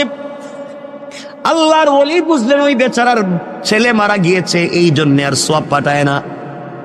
হঠাৎ করে তাকাইয়া দেখেন ওই দিন যেই মুরব্বী লাইনে সবার সামনে ছিল, আজ দেখা যায় জান্নাতের গালিচায় বসে বসে জান্নাতি ফল খেয়ে যায়। আশ্চর্য হলে মোর মেয়ে তো জিনাকারী, ওই মেয়েটা তো আমার পানি দিয়ে টিটকারি করছে, ওর বাবা কবরে এত শান্তি পাইলো কেমনে জানতে চাই। জিজ্ঞাসা করে, বাবা তুমি আজকে কবরে এত শান্তি কেমনে? তোমার মেয়েরে তো বলছিলাম। আপনি আমার মেয়েরে বলছিলেন, আমার মেয়ে আমার জন্য এত বড় ভালো কাজ করছে, ওই ভালো কাজের উসিলায় আল্লাহ আমাকে মাফ করে জান্নাত দিয়ে দিয়েছে। আল্লাহর ওলি বলেন, না না, তোমার মেয়ে কোনো ভালো কাজ করে নাই। কই, আমি বলার পরে আমার এনে টিটকারি করছে। তোমার মেয়েটাকে তো কোনো ভালো কাজ করতে দেখলাম না, তো জিনাকারিনী। আল্লাহর ওলি মুরাকাবায় গিয়ে দেখেন ওই মেয়েটা টিটকারি করে, মস্কারা করে, এক হাতের মধ্যে পানি নিয়া, এক মুষ্টির মধ্যে পানি নিয়া হযরতে হাসান বসরির উপরে যে মারছিল, ওই পানিটা জমিনে পড়ছে। জমিনে ফাঁকা ছিল, ফাঁকার মধ্যে অনেক দিন থেকে একটা ব্যাঙ হা করে আসমানের দিকে তাকাইয়া বলছে, আল্লাহ তুমি কি বৃষ্টি দিবা না? তুমি কি আমারে পানি পান করাইবা না? আমি যে মরে যাই, কোন দিন মরি কেউ খবর রাখবে না। আল্লাহ তুমি কি আমাকে একটু পানি পান করাইয়া তো মারবা? ওই সময় ওই বেজে হাসান বসরির উপরে পানি মারছে, ওই পানিটা গিয়া ব্যাঙের মুখের মধ্যে পড়ছে। আল্লাহু আকবার, জোরে বলেন না। ব্যাঙ ওই পানি পান করে চিৎকার করে বলছে, আল্লাহ যে আমারে পানি পান করাইয়া বাঁচাইলো, তার কেউ যদি কবরে থাকে, আল্লাহ এর ওসিলায় তারে মাফ করে জান্নাত দিয়া দাও। আল্লাহ ওই দুয়ারে কবুল করছে, এই জন্য আল্লাহ আমার মাফ করে দিয়া জান্নাত দিয়ে দিয়েছে। পড়েন সুবহানাল্লাহ। অনেক কথা হয়ে গেছে আজকে, আর কথাকে লম্বা করতে চাই না। আমার জন্য দোয়া আছে, আপনাদের জন্য দিল থেকে দোয়া থাকবে। আল্লাহ তাআলা আমাদের সবাইকে কবুল করুক। আজকে কোথায়, আমি তো চাইছিলাম তাফসির করতে, আজকে আমার মন চাইছিল, আমি রেডিও করছিলাম,